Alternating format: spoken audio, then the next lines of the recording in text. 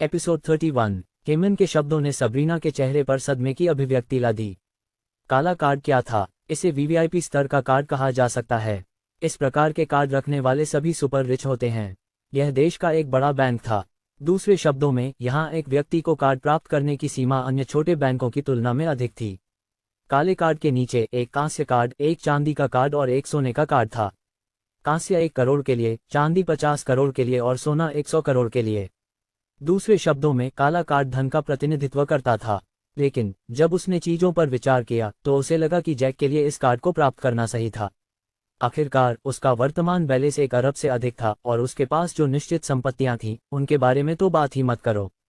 इस प्रकार के कार्ड के साथ कौन कौन सी सुविधाएं आती हैं? विवान ने पूछा। यह नहीं था कि वह अज्ञानी था, बल्कि रॉय परिवार में रहने के कारण उसकी संपर्क सीमित थी। अब तक हालांकि उसने इस प्रकार के कार्ड के बारे में सुना था, लेकिन उसे इसके बारे में ज्यादा जानकारी नहीं थी। इसके अलावा ज्यादातर बातें जो उसने सुनी थीं वे अफवाहें थीं जो बड़ा चढ़ाकर बताई जाती थीं। हामन ने विवान के शांत चेहरे को देखा और प्रभावित हुआ। फिर उसने अपने आप में सोचा, ऐसा लगता है कि वह इस आकार के पैसे को संभालने के लिए अभ्यस्त है। अब जब वह हमारे ग्राहक हैं, मुझे यकीन है कि हम लाभ उठा सकते हैं।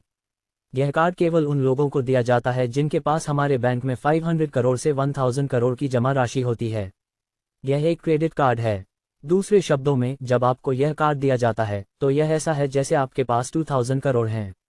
बस इतना है कि जो 1 अरब आपने जमा किया है वह बैंक में ही रहेगा। हामन ने काले कार्ड के बारे में समझाना शुरू किया। इस समय विवान ने कुछ पकड़ा और पूछने से खुद को रोक नहीं पाया, अगर काला कार्ड उन लोगों के लिए है जिनके पास 500 करोड़ से 1000 करोड़ की जमा राशि है, तो क्या इसका मतलब है कि उच्च स्तर के कार्ड भी हैं? हाँ मिस्टर विवान, एक काला सोने का कार्ड है। यह उन लोगों के लिए है जिनके पास 10,000 करोड़ से 49,000 करोड़ की जमा राशि है। फिर एक हीरा कार्ड है। यह उन लोगों के लिए है जिनके पास 50,000 करोड़ से 100,000 करोड़ की जमा राशि है। फिर एक प्लेटिनम कार्ड है जो उन लोगों के लिए है जिनके पास 100 अरब से अधिक की जमा राशि है। बेशक हमारा बैंक देश के अन्य बैंकों की तुलना में उच्च स्तर का है, इसलिए हमारा काला कार्ड उन खाता धारकों के लिए है जिनके पास कम से कम 500 करोड़ हैं। लेकिन अगर आप अन्य बैंकों में जाते हैं तो यह 100 करोड़ से शुरू होता है। हामन ने समझाया। विवान और सबरीना ने सिर हिलाया। सुविधाओं की बात करें तो आपके हाथ में जो कार्ड है उसके साथ आप 1 अरब खर्च कर सकते हैं। लेकिन जब आप 1 अरब से ऊपर जाने लगते हैं, या दूसरे शब्दों में आपकी वर्तमान जमा राशि से, यह ओवरड्राफ्ट होगा। इसलिए इसे एक ऋण के रूप में माना जा सकता है। लेकिन ऋण को निर्धारित समय के भीतर शून्य ब्याज के साथ चुकाना होगा। इसके अलावा जब तक आपका पैसा हमारे बैंक में जमा है, यह समय के साथ ब्याज अर्जित करेगा। आपके द्वारा जमा की गई राशि के लिए हम आपको 3% वार्षिक ब्याज दे सकते हैं। विवान ने यह सुनकर सिर हिलाया। जो चीज उसकी ध्यान खींची वह थी उसकी जमा राशि पर 3% वार्षिक ब्याज। उसने सोचा और पूछा, सिस्टम, क्या ब्याज आय के रूप में गिना जाता है? क्या इसे गुना किया जा सकता है? सही, मेहनत से कमाई गई धनराशि को बचाना काम करने के समान कहा जा सकता है। आखिरकार यह ऐसा है जैसे आप बैंक में निवेश कर रहे हैं, क्योंकि वे आपके पैसे का उपयोग ऋण देने और अन्य कार्यों के लिए करेंगे। इस तरह जो आप कमाते हैं उसे सिस्टम द्वारा आय माना जाता है। लेकिन आपको यह जानना होगा कि अगर आप बस पैसे बचाते हैं और निष्क्रिय रहते हैं तो वह पैसा गुना नहीं होगा। दूसरे शब्दों में, यह सिस्टम मेहनती होने के लिए प्रोत्साहित करने के लिए है। अगर आप आलसी रहते हैं तो आप सिस्टम के उद्देश्य के खिलाफ जाएंगे। नतीजतन अगर आप निष्क्रिय हैं तो यह कुछ भी गुना नहीं करेगा। विवान ने अपने मन में एक आह भरी। यह सिस्टम और इसकी तर्कशक्ति फिर से। खैर, ऐसा नहीं था कि वह निष्क्रिय रह सकता था। वह अधिक कमाने के लिए मेहनत करेगा। इसके अलावा आप 5 अरब की सीमा तक बड़े लेन देन कर सकते हैं। दूसरे शब्दों में, लेन देन बिना आपको बैंक आने में असुविधा के पूरा किया जा सकता है। हामन ने जारी रखा, विवान के मन को सिस्टम से खींचते हुए। फिर एक वीआईपी सेवा है। आपके खातों को बिना सूचना के फ्रीज नहीं किया जाएगा। फिर आप किसी भी समय आसानी से पैसे ट्रांसफर कर सकते हैं। हामन ने ऋण और अन्य चीजों के बारे में कई बातें बताना जारी रखा। जितना वह बोला उतना ही सबरीना का मुंह खुला रह गया। उसने फिर सोचा, अमीरों के पास सच में विशेषाधिकार होते हैं। बीच में आईवी चाय लेकर आई। बेशक उसने कॉफी और चाय दोनों लाई, लेकिन विवान ने चाय चुनी, ठीक सबरीना की तरह। आखिरकार यह लगभग दोपहर थी। कौन दोपहर में कॉफी पीता है? खैर, कुछ लोग ऐसा करते हैं, लेकिन विवान को यह पसंद नहीं था। लगभग 1 घंटे बाद विवान और सबरीना हामन के साथ कार्यालय से बाहर निकले, जो उन्हें विदाई देने आया था। आखिरकार विवान एक बड़े ग्राहक थे।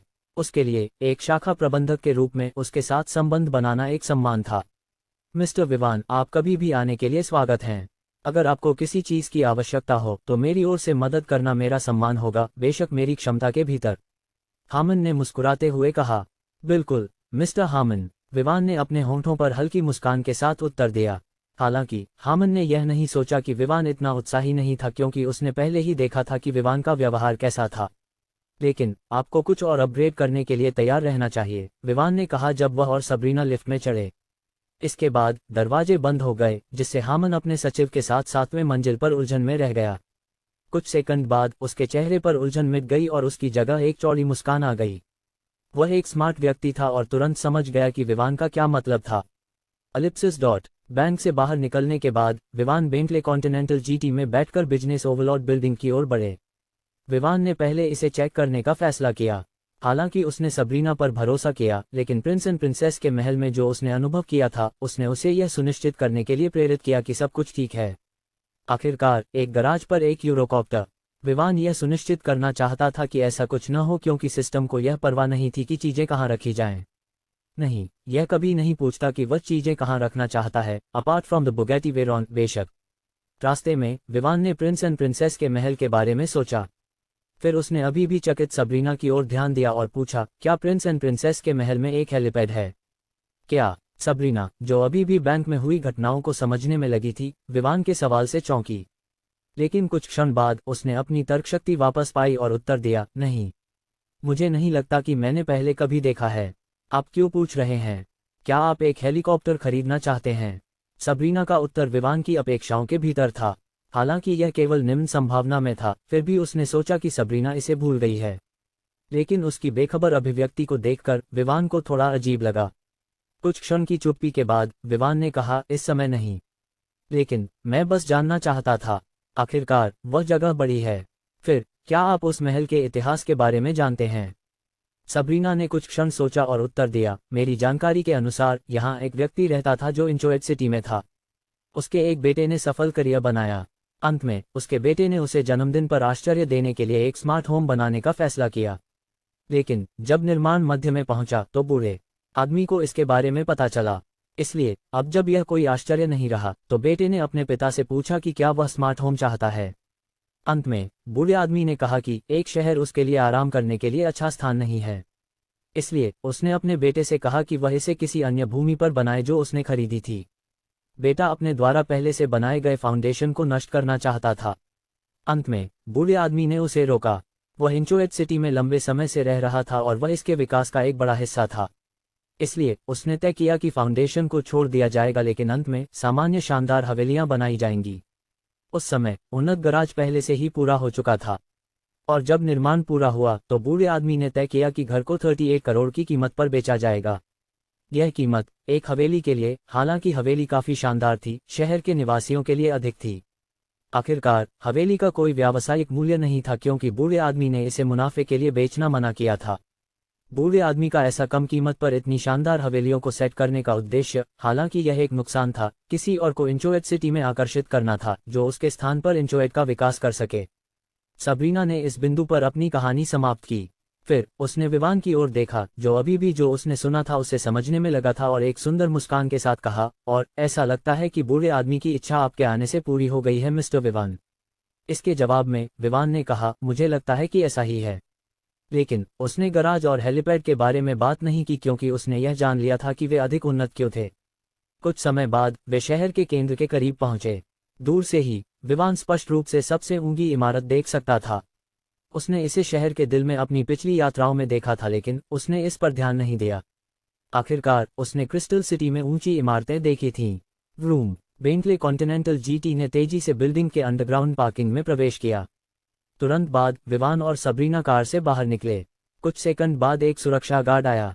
उसे सबरीना पहचानता था, क्योंकि वह उस समय वहां था जब बिल्डिंग का हैंडओवर सबरीना को किया गया था, जब डेवलपर ने काम पूरा किया था। वह वर्तमान दिन शिफ्ट की टीम का कप्तान था। नमस्ते मिसेस सबरीना। एक झुकाव के बाद उसने उसे नमस्ते किया और फिर विवान को नमस्ते किया। लेकिन यह स्पष्ट था कि वह सबरीना के प्रति अधिक सम्मान दिखा रहा था। कोई भी उसे दोष नहीं दे सकता। विवान केवल 19 साल का था और उसके कपड़े कुछ खास नहीं थे। इसलिए कप्तान ने सोचा कि सबरीना बिल्डिंग का निरीक्षण करने आई है और साथ में इस युवा को लाकर उसके दृष्टिकोण को विस्तारित कर रही है।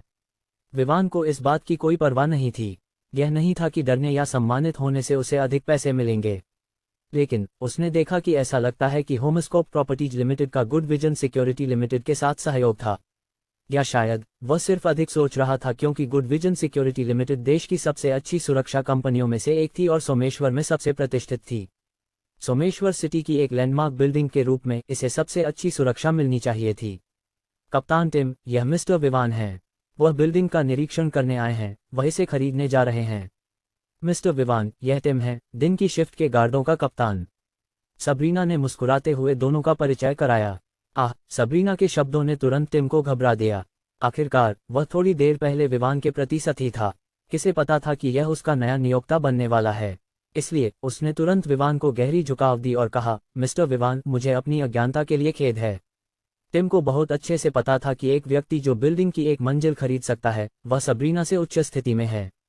उसके लिए सबरीना के मुकाबले दूसरे पक्ष के प्रति अधिक सम्मान दिखाना दूसरे व्यक्ति की प्रतिष्ठा पर कदम रखने के समान था। कोई बात नहीं, विवान ने कहा और फिर सबरीना की ओर मुड़कर कहा, चलो बिल्डिंग का निरीक्षण करते हैं। ठीक है, सबरीना ने उत्तर दिया और फिर टिम की ओर देखा। हम इसे चेक करने जा रहे हैं, आप हमारे साथ आ सकते हैं। टिम ने सिर हिलाया और फिर तीनों ने अंडरग्राउंड पार्किंग में मौजूद लिफ्ट का उपयोग किया और पहले मंजिल की ओर बढ़े। विवान ने चारों ओर देखा और बिल्डिंग के स्तर से प्रभावित हुआ। पहली मंजिल अच्छी तरह से डिजाइन की गई थी और लेआउट अव्यवस्थित नहीं था। यह एक ऑफिस बिल्डिंग थी, इसलिए पूरी पहली मंजिल एक बंद ऑफिस लेआउट थी। ऑफिस 300 स्क्वायर मीटर्स के आकार के थे। फिर एक ऑफिस था जो शहर के उत्तरी भाग की ओर देखता था। वहां से हालांकि अन्य इमारतों के कारण स्पष्ट रूप से नहीं देखा जा सकता था, कम से कम रात की रोशनी देखी जा सकती थी।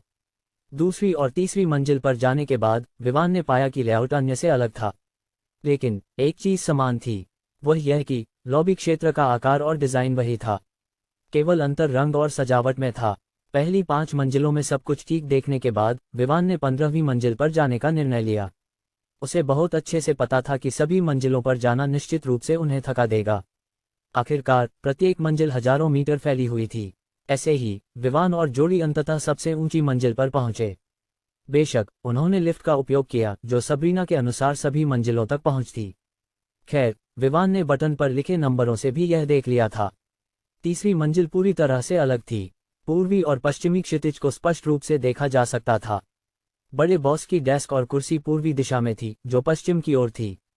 यहाँ के लेआउट के बारे में जो कोई भी देख सकता था वह यह था कि जो इस ऑफिस का उपयोग कर रहा था वह सुबह की धूप में स्नान कर सकता था और शाम को सूर्यास्त का आनंद ले सकता था। खैर, प्रतीक्षा क्षेत्र मंजिल के पश्चिमी भाग में था। ऑफिस के उत्तरी भाग में एक मीटिंग हॉल था। विवान ने इसे देखा और पाया कि यह काफी बड़ा था, जिसमें 150 लोग समा सकते थे। मंजिल के दक्षिणी भाग में एक रहने का क्षेत्र था। जब कोई दरवाजे से प्रवेश करता तो वह लिविंग रूम में प्रवेश करता। वहां 2 बेडरूम, एक रसोई और अंत में एक वॉशरूम और एक बाथरूम था। यहाँ की चीजें काफी उन्नत थीं और कमरा महल से अलग नहीं दिखता था। विवान इस सेटिंग से संतुष्ट था। आखिरकार अगर वह काम पर था और थक गया तो उसे घर वापस जाने की कोई आवश्यकता नहीं थी। वह बस यहीं रह सकता था। जब सब कुछ ठीक देखने के बाद विवान ने फिर 700 करोड़ का पूरा भुगतान किया, कोई बैलेंस नहीं। इसके बाद समूह ने अंततः बिल्डिंग छोड़ने का निर्णय लिया। आखिरकार यह पहले से ही लंच का समय था। इस पर विवान ने तय किया कि वह जोड़ी को एक अच्छे भोजन के लिए ट्रीट करेगा। जब वे ग्राउंड फ्लोर पर पहुंचे तो विवान ने पाया कि यह एक बड़ा खुला स्थान था जो विभिन्न प्रकार की चीजों से भरा हुआ था, जो लोगों को आराम करने या मनोरंजन करने में मदद कर सकता था। वहां बच्चों के खेलने के लिए भी एक जगह थी। दूसरे शब्दों में, ग्राउंड फ्लोर उन लोगों के लिए था जो काम कर रहे थे, आराम करने या मनोरंजन के लिए। बेशक गतिविधियों को एक दूसरे से अलग किया गया था और फुटबॉल या क्रिकेट जैसे खेलों के लिए कोई जगह नहीं थी। जब वे बिल्डिंग के सामने के दरवाजे से बाहर निकले तो उन्होंने पाया कि वहां एक हलचल थी। ऐसा लग रहा था कि एक व्यक्ति प्रवेश करने की कोशिश कर रहा था, लेकिन उसे बिल्डिंग में प्रवेश करने से रोका जा रहा था। .. आपका क्या मतलब है कि मैं प्रवेश नहीं कर सकता? हम इस बिल्डिंग को खरीदने जा रहे हैं, इसलिए मुझे पहले इसे देखना होगा, एक आदमी ने 2 गार्डों से कहा जो उसके रास्ते में खड़े थे। मुझे खेद है सर, यह नहीं है कि हम आपको प्रवेश नहीं देना चाहते, बस इतना है कि आप होमस्कोप प्रॉपर्टीज लिमिटेड के प्रबंधक के बिना प्रवेश नहीं कर सकते। आखिरकार वह इस बिल्डिंग की जिम्मेदार हैं, एक गार्ड ने उत्तर दिया। क्या आप जानते हैं कि मैं कौन हूँ? मैं भूपेंद्र चटर्जी हूँ। चटर्जी, क्या आप समझते हैं, अगर आप मुझे प्रवेश से रोकने की कोशिश करते रहे तो मैं सुनिश्चित करूंगा कि आपको इस शहर में सफाई कर्मचारी की नौकरी भी नहीं मिलेगी। आदमी ने गहरी आवाज में गुस्से और धमकी के साथ बोला। कृपया सर, हमारे लिए चीजें कठिन मत बनाइए। हम यहाँ केवल गार्ड हैं। नियमों के अनुसार हम आपको बिल्डिंग में प्रवेश नहीं दे सकते जब तक कि आप मालिक न हो या आप रियल एस्टेट एजेंसी के प्रबंधक के साथ न हो। दूसरे गार्ड ने उत्तर दिया। हालांकि वे डरे हुए थे, फिर भी उन्होंने उसे प्रवेश नहीं दिया। अब जब आप जानते हैं कि आप एक गार्ड हैं, तो आपको अपनी जगह जाननी चाहिए। आप कुछ नहीं हैं, बस एक कुत्ता। अगर आप ऐसा करते रहे, हंफ, मैं सुनिश्चित करूंगा कि आप दुखी होंगे। सर, मुझे खेद है लेकिन हम आपको अंदर नहीं जाने दे सकते। आपका क्या मतलब है? क्या मिसेस सबरीना अंदर नहीं हैं? मुझे बताया गया था कि वह सुबह चली गईं। मैंने उन्हें संपर्क करने की कोशिश की लेकिन वह फ़ोन नहीं उठा रही हैं। जैसे ही गार्ड आक्रामक आदमी को जवाब देने वाले थे, बिल्डिंग का दरवाजा खुला और 3 लोग बाहर निकले। कप्तान ने पहले ही सुन लिया था कि उसके अधीनस्थ को कठिनाई हो रही थी, इसलिए वह आगे बढ़ा। जो व्यक्ति धमकियां दे रहा था वह एक मध्य आयु का आदमी था जो काले सूट में था। उसके पास काले बाल थे जो दोपहर की धूप में चमक रहे थे। वर्तमान में वह काले चश्मे पहने हुए था। नमस्ते सर, कृपया चीजें कठिन मत बनाइए। मुझे पता है कि आप भी यहाँ के नियम जानते हैं, इसलिए कृपया हमारे लिए चीजें कठिन मत बनाइए, टिम ने कहा। आप कौन हैं? भूपेंद्र ने टिम की ओर घृणा से देखा। मैं टिम हूँ, दिन की शिफ्ट का कप्तान। टिम ने अपना परिचय पूरा करने से पहले ही भूपेंद्र ने सबरीना को देख लिया और उसे धक्का देकर उसके पास दौड़ पड़ा। वह उस पर चिल्लाने लगा। मिसेस सबरीना, इसका क्या मतलब है? देखिए यहाँ क्या हो रहा है। मैंने आपको इस समय कॉल करने की कोशिश की लेकिन आपने कोई कॉल नहीं उठाए। अगर मैं यहाँ कोशिश नहीं करता तो मुझे आज आपको मिलने का मौका नहीं मिलता। मुझे चटर्जी परिवार के प्रमुख द्वारा भेजा गया था कि मैं बिल्डिंग को देखूं इससे पहले कि निर्णय लिया जाए। अब मुझे इस पर संदेह होने लगा है। साबरीना पर शब्दों की बौछार की गई और विवान, जो सबरीना के पास खड़ा था, अब और सहन नहीं कर सका। यह आदमी ऐसे बर्ताव कर रहा था जैसे वह इस जगह का मालिक हो। जैसे ही विवान ने जगह खरीदी थी, वह किसी कुत्ते को प्रवेश द्वार पर भौंकने की अनुमति नहीं दे सकता था। क्या आप थोड़ी आत्मसम्मान रख सकते हैं और एक बड़े व्यक्ति की तरह व्यवहार कर सकते हैं? आप सूट पहने हुए हैं, लेकिन आप बिल्कुल भी शिष्टाचार के साथ व्यवहार नहीं कर रहे हैं, विवान ने एक भरीकुटी के साथ कहा। भूपेंद्र ने विवान को घृणा से देखा और कहा, क्या आप जानते हैं कि आप किससे बात कर रहे हैं, युवा आदमी? भूपेंद्र ने उम्मीद नहीं की थी कि कोई उसे उपदेश देने की कोशिश करेगा। इसके अलावा ऐसा करने वाला केवल एक युवा था। आपकी पहचान मेरे लिए क्या मायने रखती है? बस एक सभ्य व्यक्ति की तरह व्यवहार करें और यहाँ एक पागल कुत्ते की तरह शोर मत मचाएं। विवान ने इस व्यक्ति की पहचान की परवाह नहीं की। आखिरकार, चाहे जो भी हो, वह बस एक छोटे शहर के एक बड़े परिवार का सदस्य था। ऐसा नहीं था कि वह किसी बड़े परिवार से था जो विवान को धमकी दे सके। भूपेंद्र की आंखों में गुस्सा स्पष्ट था जब उसने विवान को ठंडे स्वर में घूरा। ऐसा लग रहा था जैसे वह अगले ही क्षण उसे खा जाएगा। लेकिन विवान ने परवाह नहीं की और शांत रहा। भूपेंद्र ने विवान की ओर इशारा करते हुए सबरीना की ओर देखा और डांटते हुए कहा, देखिए, अगर आप अपने बेटे या भाई को नहीं सिखा सकती तो मैं उसे सिखाने में मदद करूंगा। एक छोटे बच्चे को ऐसा बोलने की हिम्मत कैसे हुई? हालांकि इससे पहले कि वह जो कुछ भी कहने वाला था, वह दर्द में चिल्लाया क्योंकि उसने विवान की ओर इशारा करने वाली हाथ को वापस खींचने की कोशिश की। मुझे पसंद नहीं है कि कुछ अनजान लोग मुझे उंगली दिखाएं। इस क्षण में विवान की ठंडी आवाज गूंज उठी और इसी के साथ विवान ने उस उंगली को डिसलोकेट कर दिया जो उसकी ओर इशारा कर रही थी। तुम कमीने, मैं तुम्हें मार डालूंगा। न तो भूपेंद्र और न ही सबरीना ने उम्मीद की थी कि विवान यहाँ शारीरिक रूप से प्रतिक्रिया देगा। लेकिन सबरीना खुश महसूस कर रही थी, लेकिन साथ ही चिंतित भी। आखिरकार भूपेंद्र चटर्जी परिवार का सदस्य था। लेकिन कुछ समय बाद चिंताएं गायब हो गईं जब उसने अपने पीछे बिल्डिंग को देखा। यहाँ तक कि चटर्जी परिवार को इसे खरीदने से पहले चर्चा करनी थी। दूसरी ओर विवान ने इसे देखते ही पूरी बिल्डिंग खरीद ली थी। कोई भी व्यक्ति नहीं हो सकता है जिसके खाते में 1 अरब से अधिक की बैलेंस हो। अभी के लिए यहाँ से चले जाओ, विवान ने शांत स्वर में कहा, जैसे कि उसने भूपेंद्र की धमकियों को सुना ही नहीं। तुम्हारी हिम्मत कैसे हुई? मैं सुनिश्चित करूंगा कि तुम आज इस दुनिया से गायब हो जाओगे। तुम्हारे परिवार को भी नहीं बख्शा जाएगा। भूपेंद्र ने विवान के शब्द सुनकर गरजते हुए कहा, तुम्हें मेरे परिवार को नष्ट करने के लिए स्वागत है, लेकिन मुझे यकीन नहीं है कि तुम्हारे पास ऐसा करने की क्षमता है, विवान ने ठंडे स्वर में कहा। भूपेंद्र तुरंत गुस्से में आ गया। यह ऐसा था जैसे विवान उसे बता रहा हो कि चटर्जी परिवार उसकी तुलना में नीच है। वह अभी उस पर कूदने ही वाला था जब टिम और अन्य 2 गार्ड उसे पकड़ लिया। टिम जानता था कि विवान उसका नया नियोक्ता है। आखिरकार उन्होंने वहां उसकी उपस्थिति में अनुबंध पर हस्ताक्षर किए थे और उसने विवान को पैसे ट्रांसफर करते हुए देखा था। जब उसने देखा कि उसे रोका जा रहा है, भूपेंद्र ने सबरीना की ओर इशारा करते हुए चिल्लाया, तुम बस वहां खड़ी हो और देख रही हो कि ये कुत्ते मुझे पकड़ रहे हैं और वह बच्चा मुझसे बात कर रहा है जैसे मैं उसका दोस्त हूं। सुनिश्चित रहो कि मैं इस डील को रद्द करने जा रहा हूं। हम कुछ मंजिलें खरीदना चाहते थे लेकिन अब हम डील रद्द कर रहे हैं। इसके साथ भूपेंद्र ने जाने का इरादा दिखाया। इस प्रकार गार्डों और टिम के साथ भूपेंद्र ने बिल्डिंग के परिसर को छोड़ दिया। सबरीना उसे बताना चाहती थी कि उसने पहले ही बिल्डिंग बेच दी है, लेकिन भूपेंद्र के गुस्से भरे चेहरे को देखकर उसने ऐसा करने का निर्णय नहीं लिया और सोचा कि वह बस परिवार के बटलर को कॉल करेगी और उन्हें इस बारे में सूचित करेगी। .. जब भूपेंद्र वहां से चला गया तो वह गुस्से में सोच रहा था, तुम बस इंतजार करो। तुम बस एक छोटी रियल एस्टेट एजेंसी के प्रबंधक हो। देखो, क्या तुम मेरे पास आकर उस बिल्डिंग की मंजिलें खरीदने के लिए भीख नहीं मांगोगे? हन्फ, और उस बच्चे के लिए मैं सुनिश्चित करूंगा कि वह और भी अधिक कठिनाइयों का सामना करे। कुछ कदम चलने के बाद उसे अचानक याद आया कि उसे विवान का नाम भी नहीं पता था। उसने रुककर उन तीनों की ओर देखा जो उसे बाहर ले जा रहे थे। उस बच्चे का नाम क्या है? मुझे खेद है सर, लेकिन मैं आपको उसके बारे में कोई जानकारी नहीं दे सकता, टिम ने उत्तर दिया। तीनों में से वह अकेला था जो विवान का नाम जानता था। भूपेंद्र के व्यवहार से उसे यकीन था कि वह कुछ बुरा करने की योजना बना रहा है, लेकिन विवान अब उसका बॉस था। नहीं, वह अब उसका बॉस था। वह, जो सुरक्षा का प्रभारी था, अपने बॉस की सुरक्षा से समझौता करने वाली जानकारी कैसे दे सकता था?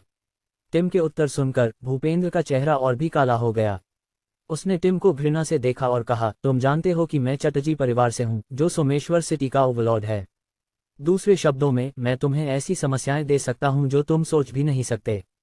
इसलिए अगर तुम मुझे उसका नाम नहीं बताओगे तो मैं यहाँ हर दिन तुम्हें परेशान करने के लिए लोगों का एक समूह लाऊंगा। यह सुनकर टिम का चेहरा अच्छा नहीं था। उसे भी चटर्जी परिवार की सोमेश्वर सिटी में शक्ति का पता था। अगर उन्होंने उसके लिए चीजें कठिन करने का निर्णय लिया तो कई जटिलताएं होंगी। अगर यह कोई और होता तो टिम ने निश्चित रूप से उसे यहाँ से बाहर फेंक दिया होता, लेकिन चटर्जी परिवार से होने के कारण वह केवल उसे बाहर ले जा सकता था, यह सुनिश्चित करते हुए कि उस पर कठोरता न हो। सोचने के बाद उसने महसूस किया कि बस एक नाम इतनी महत्वपूर्ण जानकारी नहीं थी, है ना? इसके अलावा एक ऐसा व्यक्ति जो ऐसी बिल्डिंग खरीद सकता है, वह कोई छोटा व्यक्ति नहीं था। इसलिए उसे यकीन था कि भूपेंद्र जब इसकी जांच करेगा तो वह हार मान लेगा और ऐसे बड़े व्यक्ति को नाराज नहीं करेगा। वह श्री विवान है, यही सब वह जानता था। आखिरकार उसे अनुबंध की सामग्री पर झांकने की अनुमति नहीं थी। यह 2 पक्षों के बीच का मामला था। भूपेंद्र, जो अभी भी अधिक जानकारी की उम्मीद कर रहा था, टिम से कोई और शब्द न सुनकर चौंक गया। उसने उसे देखा और जब उसने देखा कि वह और कोई शब्द कहने का इरादा नहीं रखता तो उसने गुस्से में पूछा, क्या यही सब? तुम मेरे साथ मजाक कर रहे हो? बेबस होकर टिम ने सिर हिलाया और कहा, श्री भूपेंद्र, यह नहीं है कि मैं कुछ छिपाना चाहता हूँ।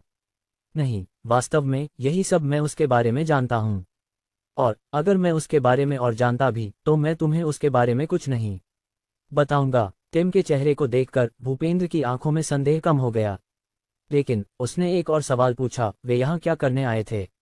बिल्डिंग का निरीक्षण करने, टिम ने सरलता से उत्तर दिया। उसने बिल्डिंग की खरीद के बारे में कुछ नहीं कहा। उसे यकीन था कि भूपेंद्र एक स्मार्ट व्यक्ति है और पहले से ही निरीक्षण के कारण का अनुमान लगा सकता है।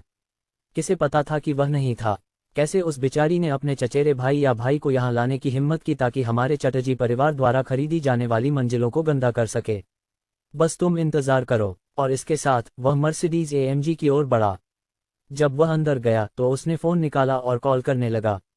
कुछ समय बाद दूसरी ओर एक पुरुष की आवाज आई, हाँ भूपेंद्र, यह परिवार का बटलर था। मैं चाहता हूं कि तुम एक लड़के की जांच करने में मेरी मदद करो जिसका नाम विवान है।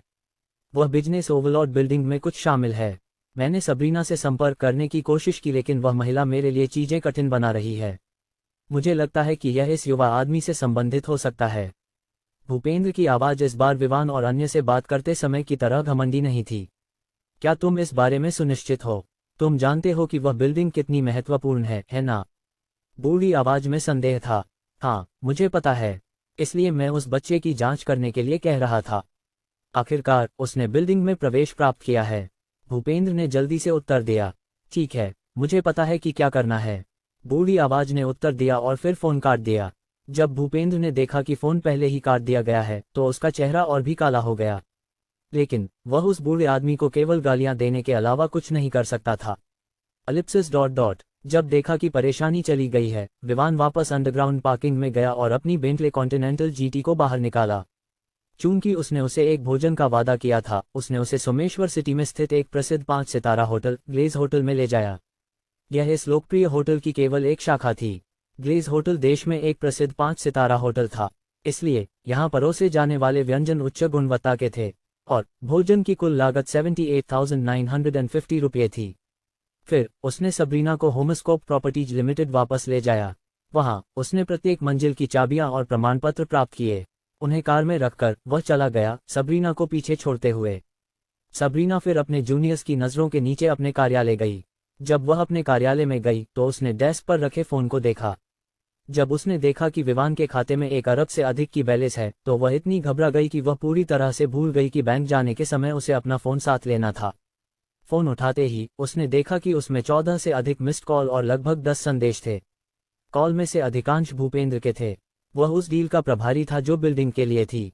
कुछ सोचने के बाद उसने चटर्जी परिवार के बटलर को कॉल करने का निर्णय लिया और उन्हें सूचित किया कि बिल्डिंग पहले ही बिक चुकी है। लेकिन इससे पहले कि वह कॉल कर पाती, उसका फ़ोन बज उठा। जब उसने ध्यान से देखा तो उसे एक अपरिचित कॉलर आईडी मिली। कुछ सोचने के बाद उसने कॉल उठाए। नमस्ते, क्या मैं जान सकती हूँ कि आप कौन हैं? मिसेस सबरीना, मैं मनिंदर चटर्जी परिवार का वर्तमान प्रमुख हूँ, एक पुरुष की आवाज़ ने खुद को परिचित कराया। आवाज़ काफ़ी गहरी थी और उसमें महिमा और अधिकार था। जब सबरीना ने दूसरी पार्टी की पहचान सुनी तो उसका दिल एक धड़कन छोड़ गया। उसने कभी उम्मीद नहीं की थी कि परिवार का प्रमुख उसे कॉल करेगा। शांत होने के बाद उसने विनम्रता और सम्मान के साथ उत्तर दिया, ओह, यह मिस्टर मनिंदर हैं। मेरी अशिष्टता के लिए मुझे क्षमा करें। कोई बात नहीं, मनिंदर ने उत्तर दिया। क्या मैं जान सकती हूँ कि आपने कॉल क्यों की? सबरीना ने पूछा। हालांकि वह पहले ही इसे बिजनेस ओवरलॉर्ड बिल्डिंग और विवान से जोड़ सकती थी। मैं बिजनेस ओवरलॉर्ड बिल्डिंग के मुद्दे पर बात करना चाहता था, मनिंदर ने शांत स्वर में उत्तर दिया। जैसा कि मैंने सोचा था, सबरीना ने अपने आप में सोचा। ओह, मुझे समझ में आया, लेकिन पहले मैं आपको कुछ बताना चाहती थी, सबरीना ने उत्तर दिया। उसकी चिंता करने की कोई आवश्यकता नहीं है, पहले मुझे बोलने दो, मनिंदर ने बीच में ही कहा। और जब सबरीना ने सहमति दी तो वह जारी रखते हुए कहा, हमने बिल्डिंग के मुद्दे पर पहले ही चर्चा कर ली है। हमने तय किया है कि हम पहले 15 शीर्ष मंजिलें खरीदेंगे, फिर हम अगले साल की शुरुआत में अन्य खरीदेंगे। उसके शब्द सुनकर सबरीना केवल अपने सिर को थपथपाते हुए घबराते हुए उत्तर दे सकी, मुझे खेद है मिस्टर मनिंदर, लेकिन बिजनेस ओवरलॉर्ड बिल्डिंग पहले ही बिक चुकी है। उसे पता था कि इससे शहर में बड़ा हंगामा होगा। आखिरकार कई लोग जानते थे कि चटर्जी परिवार बिल्डिंग खरीदने की योजना बना रहा था। लेकिन अब विवान आया और एक ही बार में सब कुछ चुका दिया। एक रियल एस्टेट एजेंसी के प्रबंधक के रूप में उसकी भूमिका उन लोगों को बिल्डिंग बेचना थी जो उन्हें खरीदना चाहते थे। चटर्जी परिवार इस पर इतनी देर कर रहा था और जब देखा कि विवान बिल्डिंग में रुचि रखता है तो उसने उसे बेचने के लिए सहमति दी। क्या, जैसा कि अपेक्षित था, मनिंदर तुरंत अपना संयम खो बैठा। मनिंदर शांत नहीं रह सका। वे पिछले 1 महीने से बिल्डिंग खरीदने की योजना बना रहे थे। वे अपनी गति से चीजें ले रहे थे, यह सोचते हुए कि कोई भी इसे खरीदने में सक्षम नहीं होगा। आखिरकार यहाँ तक कि वे सोमेश्वर सिटी के ओवरलॉर्ड्स को भी वर्तमान 350 करोड़ रुपये इकट्ठा करने के लिए एक निश्चित समय की आवश्यकता थी। यह नहीं था कि वे एक साथ 700 करोड़ रुपये का भुगतान नहीं कर सकते थे। बस इतना था कि इससे चटर्जी कॉर्पोरेशन के नकद प्रवाह पर असर पड़ेगा। इतनी बड़ी कंपनी को पैसे की आवश्यकता होती है, उनके खातों को खाली छोड़ने का कोई तरीका नहीं था। आखिरकार आपात स्थिति में वे पैसे की कमी के कारण गिर सकते थे, और बड़ी कंपनियां आसानी से गिर सकती हैं। कारण बिना पैसे के उन्हें यकीन था कि उन 5 परिवारों ने जो अब तक उनके नीचे थे, निश्चित रूप से एकजुट होकर सुनिश्चित करेंगे कि वे बहुत अधिक पीड़ित हों। इस तरह वे या तो ढह जाएंगे या वे अन्य 5 परिवारों के समान स्तर पर आ जाएंगे यदि वे अपने संबंधों और नींव पर निर्भर रहेंगे। आज जब भूपेंद्र ने कॉल किया, वह उस समय मौजूद था जब बटलर ने कॉल प्राप्त किया। इसलिए उसने सुना कि भूपेंद्र ने क्या कहा, और जो कुछ उसने जाना उसके अनुसार सबरीना उन्हें अनदेखा नहीं कर सकती थी। इसलिए उसे लगा कि कुछ गलत है। यही कारण था कि उसने थोड़ी देर बाद कॉल किया। वह कुछ चीज़ों की पुष्टि करना चाहता था और यही कारण था कि उसने सबरीना से पहले बोलने के लिए कहा, यह सुनिश्चित करने के लिए कि वह जानती थी कि वे बिल्डिंग खरीदने के लिए गंभीर हैं। लेकिन अब उसने बस सुना कि किसी ने इसे खरीद लिया है। कौन सी मंजिल खरीदी गई? किसने इसे खरीदा? मनिंदर ने तुरंत पूछा। मंजिलें नहीं मिस्टर मनिंदर, उसने पूरी बिल्डिंग एक साथ खरीद ली और पूरा भुगतान किया, सबरीना ने उत्तर दिया। किसी कारण से उसे इन अमीरों के सामने विवान के बारे में ब्रैगिंग करने में खुशी महसूस हो रही थी। तुमने क्या कहा? उसने पूरी बिल्डिंग खरीदी? क्या तुम मजाक कर रही हो? यह मजाक करने का समय नहीं है। किसने इसे खरीदा? मनिंदर ने सबरीना पर शब्दों की बौछार की, और इस क्षण में उसने महसूस किया कि वह काफी चिंतित था। खैर, वह इस बारे में निश्चित नहीं थी, लेकिन उसने ईमानदारी से उत्तर दिया, मिस्टर मनिंदर, आप जानते हैं कि मैं इस गंभीर मामले के बारे में आपसे मजाक करने की हिम्मत नहीं कर सकती। खरीदारी आज लगभग 1 घंटे पहले की गई थी। जब मनिंदर ने सबरीना की आवाज में गंभीरता सुनी तो उसने अंततः समझा कि वह मजाक नहीं कर रही थी और कि बिल्डिंग किसी ने खरीदी थी। अब किसी भी चीज से अधिक वह जानना चाहता था कि किसने बिल्डिंग खरीदी। फिर उसने अपने आप से सोचा, क्या पांचों ने मिलकर बिल्डिंग खरीदी? या क्या उन्हें मेरी योजना के बारे में पता था? इस पर विचार करते हुए उसने पूछा, किसने इसे खरीदा? आप जानते हैं कि हम एक समझौते पर आए थे, लेकिन अंत में आपने इसे किसी और को बेच दिया। सबरीना ने आसानी से मनिंदर की आवाज में गुस्सा महसूस किया। हालांकि वह इसे छिपाने की कोशिश कर रहा था, लेकिन ऐसा कुछ छिपाना संभव नहीं था। यह उसकी आवाज में पहले से ही महसूस किया जा सकता था। वह थोड़ी कांप गई और फिर उत्तर दिया, यह नहीं है कि मैं चटर्जी परिवार के खिलाफ हूं। बस इतना है कि जैसा कि आप जानते हैं, मैं उन लोगों की तलाश करती हूं जो बिल्डिंग खरीदना चाहते हैं। जब वह बिल्डिंग खरीदने आया तो आप अभी भी यह तय नहीं कर पाए थे कि आप इसे खरीदने जा रहे हैं या नहीं। उसने फिर जारी रखा, मिस्टर विवान यहाँ ऑफिस बिल्डिंग की तलाश में आए थे। अंत में उन्होंने बिजनेस ओवरलॉर्ड बिल्डिंग को देखा और इसे पसंद किया।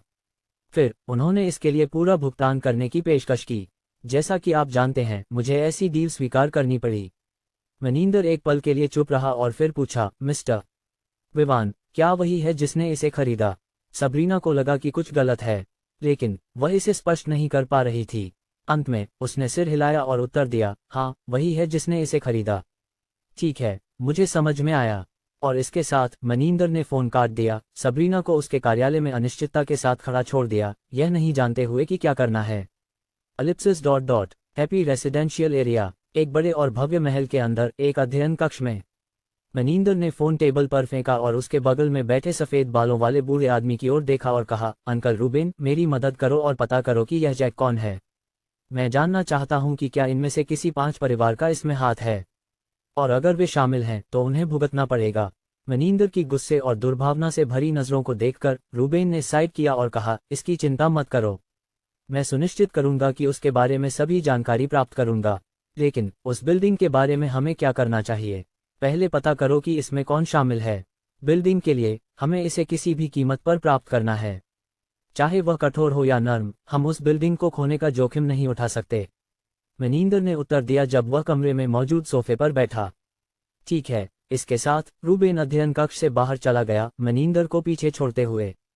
एलिप्सिस डॉट विवान को नहीं पता था कि बिजनेस ओवरलॉर्ड बिल्डिंग खरीदने से चटर्जी परिवार का इतना ध्यान आकर्षित होगा। इसके अलावा ऐसा लगता था कि वे किसी भी कीमत पर बिल्डिंग प्राप्त करना चाहते थे, लेकिन अगर उसे इसके बारे में पता होता तो भी वह इसकी परवाह नहीं करता। आखिरकार वे उसके लिए क्या कर सकते थे? कुछ नहीं। तो चिंता करने की क्या बात थी? वर्तमान में विवान खुद को कल शाम होने वाले भोज के लिए तैयार कर रहा था। उसे नहीं पता था कि भोज का आयोजन कौन कर रहा है, लेकिन वह कुछ लोगों से परिचित होने जा रहा था ताकि यहाँ उसका विकास तेजी से हो सके। कुछ समय तक अपनी अलमारी को देखने के बाद उसने पाया कि उसके पास इस अवसर के लिए कुछ भी नहीं था। उसके पास जो भी कपड़े थे वे सभी कैजुअल थे। हालांकि वह रॉय परिवार से था, उसने कभी भी बड़े बॉसों के साथ भोज में भाग नहीं लिया था, लेकिन उसे अभी भी पता था कि उसे आधिकारिक कपड़े पहनने होंगे ताकि वह भोज का आयोजन करने वाले के प्रति कुछ सम्मान दिखा सके। सोचने के बाद वह महल से बाहर निकला, बेंटले कॉन्टिनेंटल जीटी में बैठा और डिलॉयट मॉल की ओर बढ़ा। सोमेश्वर सिटी में 3 बड़े मॉल थे। वे थे डिलॉयट मॉल, प्राइड मॉल और अंत में टिन्को मॉल। तीनों में से प्राइड मॉल को कहा जा सकता है कि वह प्रमुख है, लेकिन विवान डिलॉयट मॉल गया क्योंकि यह निकट था। अन्य लग्जरी कारों के साथ अपनी कार पार्क करने के बाद वह मॉल में प्रवेश किया, लड़कों की ईर्ष्यालु नजरों और युवा सुंदरियों की दीवानी नजरों के बीच। इस बार उसने तारेन डिजाइनर्स में नहीं गया। आखिरकार वे कस्टमाइज्ड कपड़ों में अच्छे थे और वह तैयार कपड़े ढूंढ रहा था। भोज कल है और उसके पास सूट के पूरा होने का इंतजार करने का समय नहीं था। उसने दूसरी मंजिल पर स्थित कपड़ों के ब्रांडों को देखा। यह देखकर कि उनमें से कोई भी उसकी पसंद के अनुसार नहीं था, वह चौथी मंजिल पर गया जहां पुरुषों के ब्रांड मिलते थे। यहाँ उसने लुई वेटन, गुची, जियोजियो अरमानी, बैलेंशियागा, H&M, वर्साचे, हर्मेस प्रादा और कई अन्य के स्टोर देखे। सोचने के बाद उसने अपने निकटतम स्टोर का चयन किया, जो लुई वेटन स्टोर था। यह एक शीर्ष लग्जरी कपड़ों का ब्रांड था। स्टोर में प्रवेश करते ही उसे एक उत्साही बिक्री महिला ने स्वागत किया। स्वागत है सर, आप किस प्रकार के कपड़े चाहेंगे? विवान ने अपने आप में सिर हिलाया। शीर्ष ब्रांड की सेवा की अपेक्षा की गई थी। हालांकि विवान कुछ खास नहीं पहन रहा था। बिक्री महिला ने उसे तिरस्कार से नहीं देखा, बल्कि उसका अच्छे से स्वागत किया। मैं एक ऐसा सूट चाहूंगा जो भोज के लिए उपयोग किया जा सके, विशेष रूप से एक आधिकारिक भोज के लिए। मुझे नहीं पता कि क्या आप मुझे कोई सुझाव दे सकती हैं? विवान ने पूछा। महिला ने विवान को एक पल देखा और फिर उत्तर दिया, आपके लिए कई ऐसे हैं जो आपको सूट करेंगे। मुझे लगता है कि ये आपके लिए अच्छे हैं। यहाँ इसे देखिए। जैसे ही महिला ने बात की, उसने विवान को एक 2 पीस सफ़ेद सूट दिखाया। सूट कपास से बना था और इसलिए जब उसने इसे छुआ तो यह काफ़ी आरामदायक था। एक विचार के बाद विवान ने इसे आजमाने के लिए चेंजिंग रूम में प्रवेश किया। वाह! जब वह चेंजिंग रूम से बाहर आया तो उसने तुरंत उन महिलाओं का ध्यान आकर्षित किया जो अपने पतियों या प्रेमियों के साथ वहां थीं। क्या हैंडसम आदमी है! वह निश्चित रूप से एक अमीर वाइब देता है। तुम यहाँ से हट जाओ, तुम सोने के लिए तैयार हो। अगर मेरा बॉयफ्रेंड 10% भी हैंडसम होता तो मैं अपनी जिंदगी के 10 साल खोने को भी स्वीकार कर लेती। तुम्हारा क्या मतलब है? क्या मैं इतना हैंडसम नहीं हूँ? अरे हन्फ, बिल्कुल नहीं। देखो तुम्हारी बड़ी नाक, देखो तुम्हारा सिर बीन्स के बीच की तरह है, देखो तुम्हारी बड़ी आंखें। हम खत्म हो गए। तुम बेचारी हन्फ, मुझे फिर कभी तुम्हारा चेहरा नहीं देखना चाहिए। क्या? मुझे खेद है, मेरा मतलब नहीं था। विवान की उपस्थिति ने महिलाओं से प्रशंसा और दीवानगी की बाढ़ ला दी, लेकिन इसने उन पुरुषों की ईर्ष्या और नफरत को भी आकर्षित किया जिनकी महिलाएं उसकी ओर आकर्षित थीं। विवान ने आईने में देखा और पाया कि हालांकि सूट अच्छा था, लेकिन उसे यह काफी तंग लगा। यह उसके द्वारा पहने जाने वाले कैजुअल कपड़ों की तुलना में इतना आरामदायक नहीं था। सोचने के बाद उसने पूछा, क्या आपके पास कश्मीर से बने सूट हैं? एक पल इंतजार करने के बाद और कोई जवाब न मिलने पर विवान ने बिक्री महिला को देखा और पाया कि वह उसे एक दहशत में घूर रही थी। उसने अपने चेहरे को छुआ और आईने में अपने प्रतिबिंब को देखा। उसने देखा कि कुछ भी गलत नहीं था। फिर उसने महिला को देखा और उसके सामने हाथ लहराया। नमस्ते, क्या आप वहाँ हैं? अरे ओह, मुझे खेद है सर, मैं वहाँ खो गई थी, महिला ने अपने सिर को झुकाते हुए उत्तर दिया। कोई बात नहीं। क्या आपके पास कश्मीर से बने सूट हैं? उसने फिर से सवाल दोहराया। जब विवान ने कश्मीर शब्द का उल्लेख किया तो यह भीड़ में हलचल पैदा कर दी। यह जानना जरूरी था कि कश्मीर कपड़ों के निर्माण में इस्तेमाल होने वाला सबसे महंगा सामग्री है, और अब विवान इस सामग्री से बना सूट मांग रहा था। यहाँ परिणाम स्पष्ट था, सूट की कीमत आसमान छूने वाली होगी। अगर कोई इस सामग्री से बने कपड़े पहनता है तो यह उसकी धन दौलत का संकेत होता है। लेकिन निश्चित रूप से विवान केवल इसलिए ऐसा कर रहा था क्योंकि इस सामग्री से बने कपड़े बहुत अधिक आरामदायक होते हैं। क्या आप इस बारे में सुनिश्चित हैं, सर? कीमत अधिक होगी, बिक्री महिला ने याद दिलाया। हालांकि विवान को आत्मविश्वास था, लेकिन महिला को यह विश्वास नहीं था कि विवान इस सामग्री से बने कपड़े खरीदने में सक्षम होगा। उसे दोष नहीं दिया जा सकता। आखिरकार यह कपड़ों का वह सामग्री था जिसे केवल अमीर लोग ही खरीद सकते थे। वास्तव में यह वह सामग्री थी जिसे कई लोग दिखावा करने के लिए खरीदते थे, जबकि कुछ लोग इसे आरामदायक होने के बावजूद नहीं खरीदते थे। आखिरकार वे बस कहेंगे, कपास और लिनन भी मेरे लिए ठीक हैं, मुझे वह क्यों खरीदना चाहिए?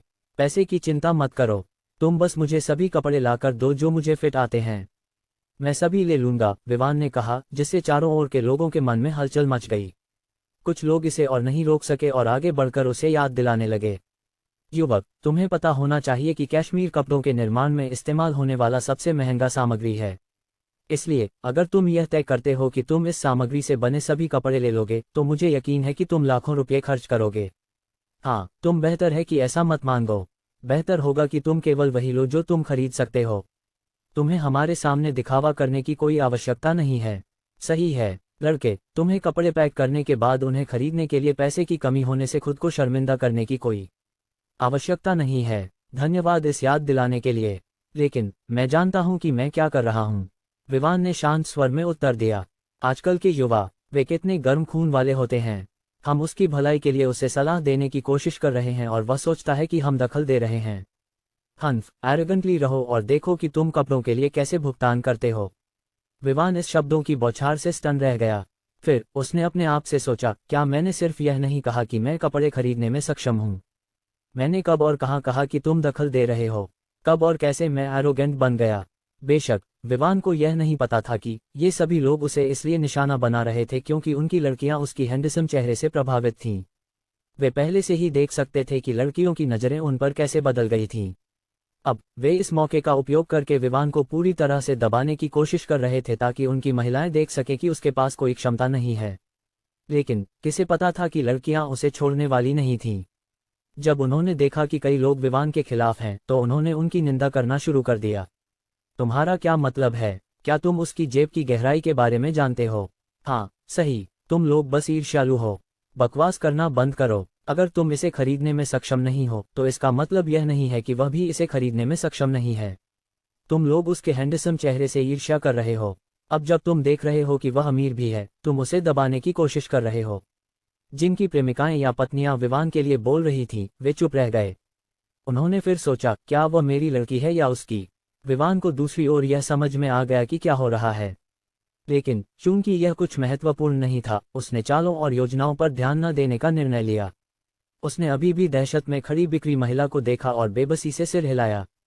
वह उसे याद दिलाने ही वाला था जब किसी ने पूछा, यहाँ क्या हो रहा है? भीड़ ने एक परिपक्व महिला को प्रकट किया जो एक आधिकारिक व्यवसाय सूट में थी। उसकी उम्र लगभग 30 के मध्य थी और वह काफी खूबसूरत थी। सामान्य महिला ने जल्दी से उस महिला की ओर बढ़ी और उसे हाल ही में हुई घटनाओं के बारे में बताया। महिला ने यह सुनकर अपनी भौहें उठाईं। फिर उसने विवान को ऊपर से नीचे तक देखा और कहा, नमस्ते, मैं जेसिका, लुई वेटन की प्रबंधक हूँ। क्या आप कश्मीर से बने कपड़ों के बारे में सुनिश्चित हैं? विवान केवल एक थकावट भरी आह भर सका। फिर उसने अपने हाथ फैलाते हुए कहा, फिर से वही सवाल। मैंने पहले ही कहा है कि मैं उन्हें लेने जा रहा हूँ।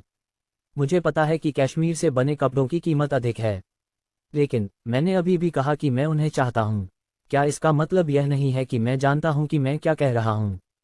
विवान के शब्दों ने प्रबंधक को थोड़ी शर्मिंदगी महसूस कराई। आखिरकार एक ग्राहक ने पहले ही कई बार वही चीज मांगी थी, लेकिन वे अभी भी पूछ रहे थे कि क्या वह इसके बारे में सुनिश्चित है।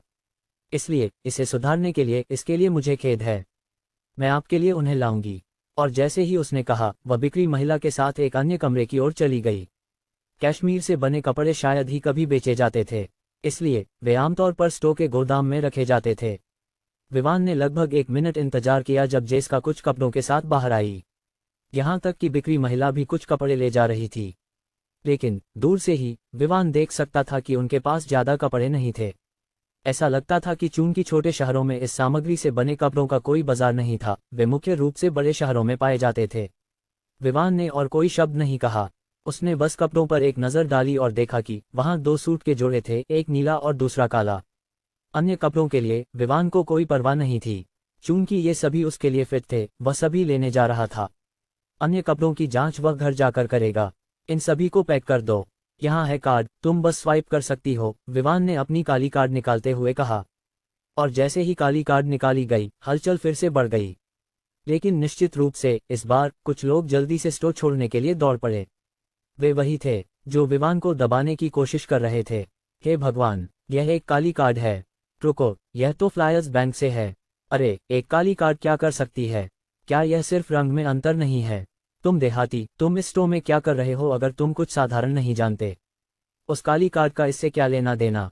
इसका सब कुछ लेना देना है। यह एक काली कार्ड है जो बैंक के वीआईपी को दी जाती है। केवल वही लोग जो अपने खातों में 100 करोड़ रुपए की जमा राशि रखते हैं इसे प्राप्त कर सकते हैं। क्या 100 करोड़? शायद तुम नहीं जानते क्योंकि तुम देहाती हो, लेकिन मैं उदारता से तुम्हें यह बताऊंगा। तुम उस कार्ड को देख रहे हो, यह फ्लायर्स बैंक का काली कार्ड है। इसे पाने के लिए तुम्हारे पास कम से कम 500 करोड़ रुपए की जमा राशि होनी चाहिए। किस? इतना? तो वह आदमी वहां नया अमीर है। कहे, मैंने सुना कि कोई कह रहा था कि वह कपड़े खरीदने में सक्षम नहीं है। किसी के पास कम से कम 500 करोड़ रुपए की तरल नकद हो, क्या तुम सोचते हो कि वह तुम्हारे समान है? यह तो उसकी निश्चित संपत्तियों को जोड़ने की बात नहीं है। हन्फ, तुम यह नहीं जानते, लेकिन यह शायद एक नकली है। सही है, कुछ बेवकूफ़ लोग दिखावा करने के लिए कार्ड की नकल करने की कोशिश करते हैं। अपनी बड़ी बात बंद करो। क्या तुम जानते हो कि हम कहाँ हैं? यह लुई वेटन है, एक शीर्ष ब्रांड। यहाँ धोखाधड़ी करने की हिम्मत कौन करेगा। यहाँ तक कि जेसिका भी इस कार्ड को देखकर आश्चर्यचकित थी। यह नहीं था कि उसने कभी काली कार्ड वाले व्यक्ति के साथ काम नहीं किया, लेकिन यह अलग था। यह फ्लायर्स बैंक का काली कार्ड था। फ्लायर्स बैंक का काली कार्ड पाने के लिए किसी के पास कम से कम 500 करोड़ रुपए होने चाहिए। उसने कार्ड को सम्मानपूर्वक लिया, फिर उसने कार्ड को स्वाइप किया। जब विवान ने अपना पिन डाला तो भुगतान की सफलता की डिंग ध्वनि गूंज उठी। भीड़ तुरंत चकित हो गई। आखिरकार विवान ने कीमत के बारे में पूछे बिना तुरंत भुगतान किया। कोई मोलभाव नहीं, कोई छूट की मांग नहीं, और इसी तरह। वह आदमी कहाँ है? क्या एक धोखेबाज नकली कार्ड का उपयोग करके भुगतान कर सकता है? मैं ईर्ष्यालु हूँ। वह आदमी न केवल हैंडसम है, बल्कि वह अमीर भी है।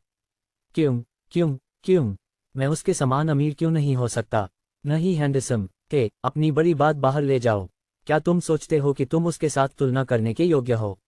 यार, बिना कीमत पूछे और छूट की मांग किए खरीदना, यह कितना कूल है। हाँ, यही अमीरों की दुनिया है।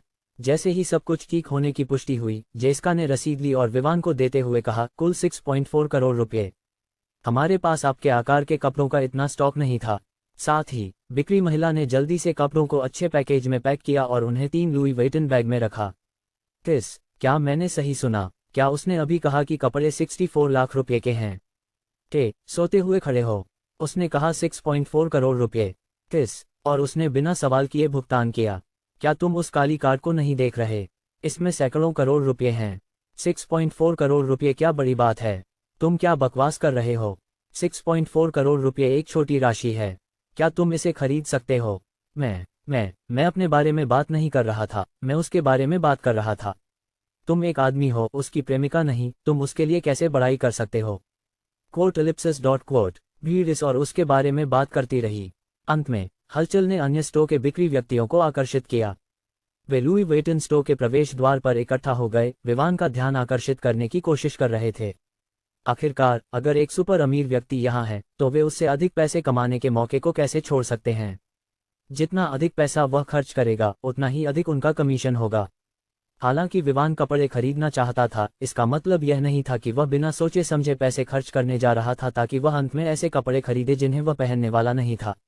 इसलिए लुई वेटन स्टोर से बाहर निकलने के बाद उसने केवल घड़ी और आभूषण की दुकान के प्रबंधकों के प्रस्ताव को स्वीकार किया। वह एक वाचरॉन कॉन्स्टेंटिन की दुकान में गया। वहां उसने मौजूद घड़ियों को देखा। प्रबंधक द्वारा उसे दिखाई गई घड़ियों को देखने में कुछ समय बिताने के बाद विवान ने अंततः अपना निर्णय लिया। उसने दुकान में मौजूद सबसे महंगी घड़ी खरीदी। उसने इसे उच्च कीमत के कारण नहीं खरीदा, बल्कि इसलिए कि वह घड़ी से आकर्षित हुआ था।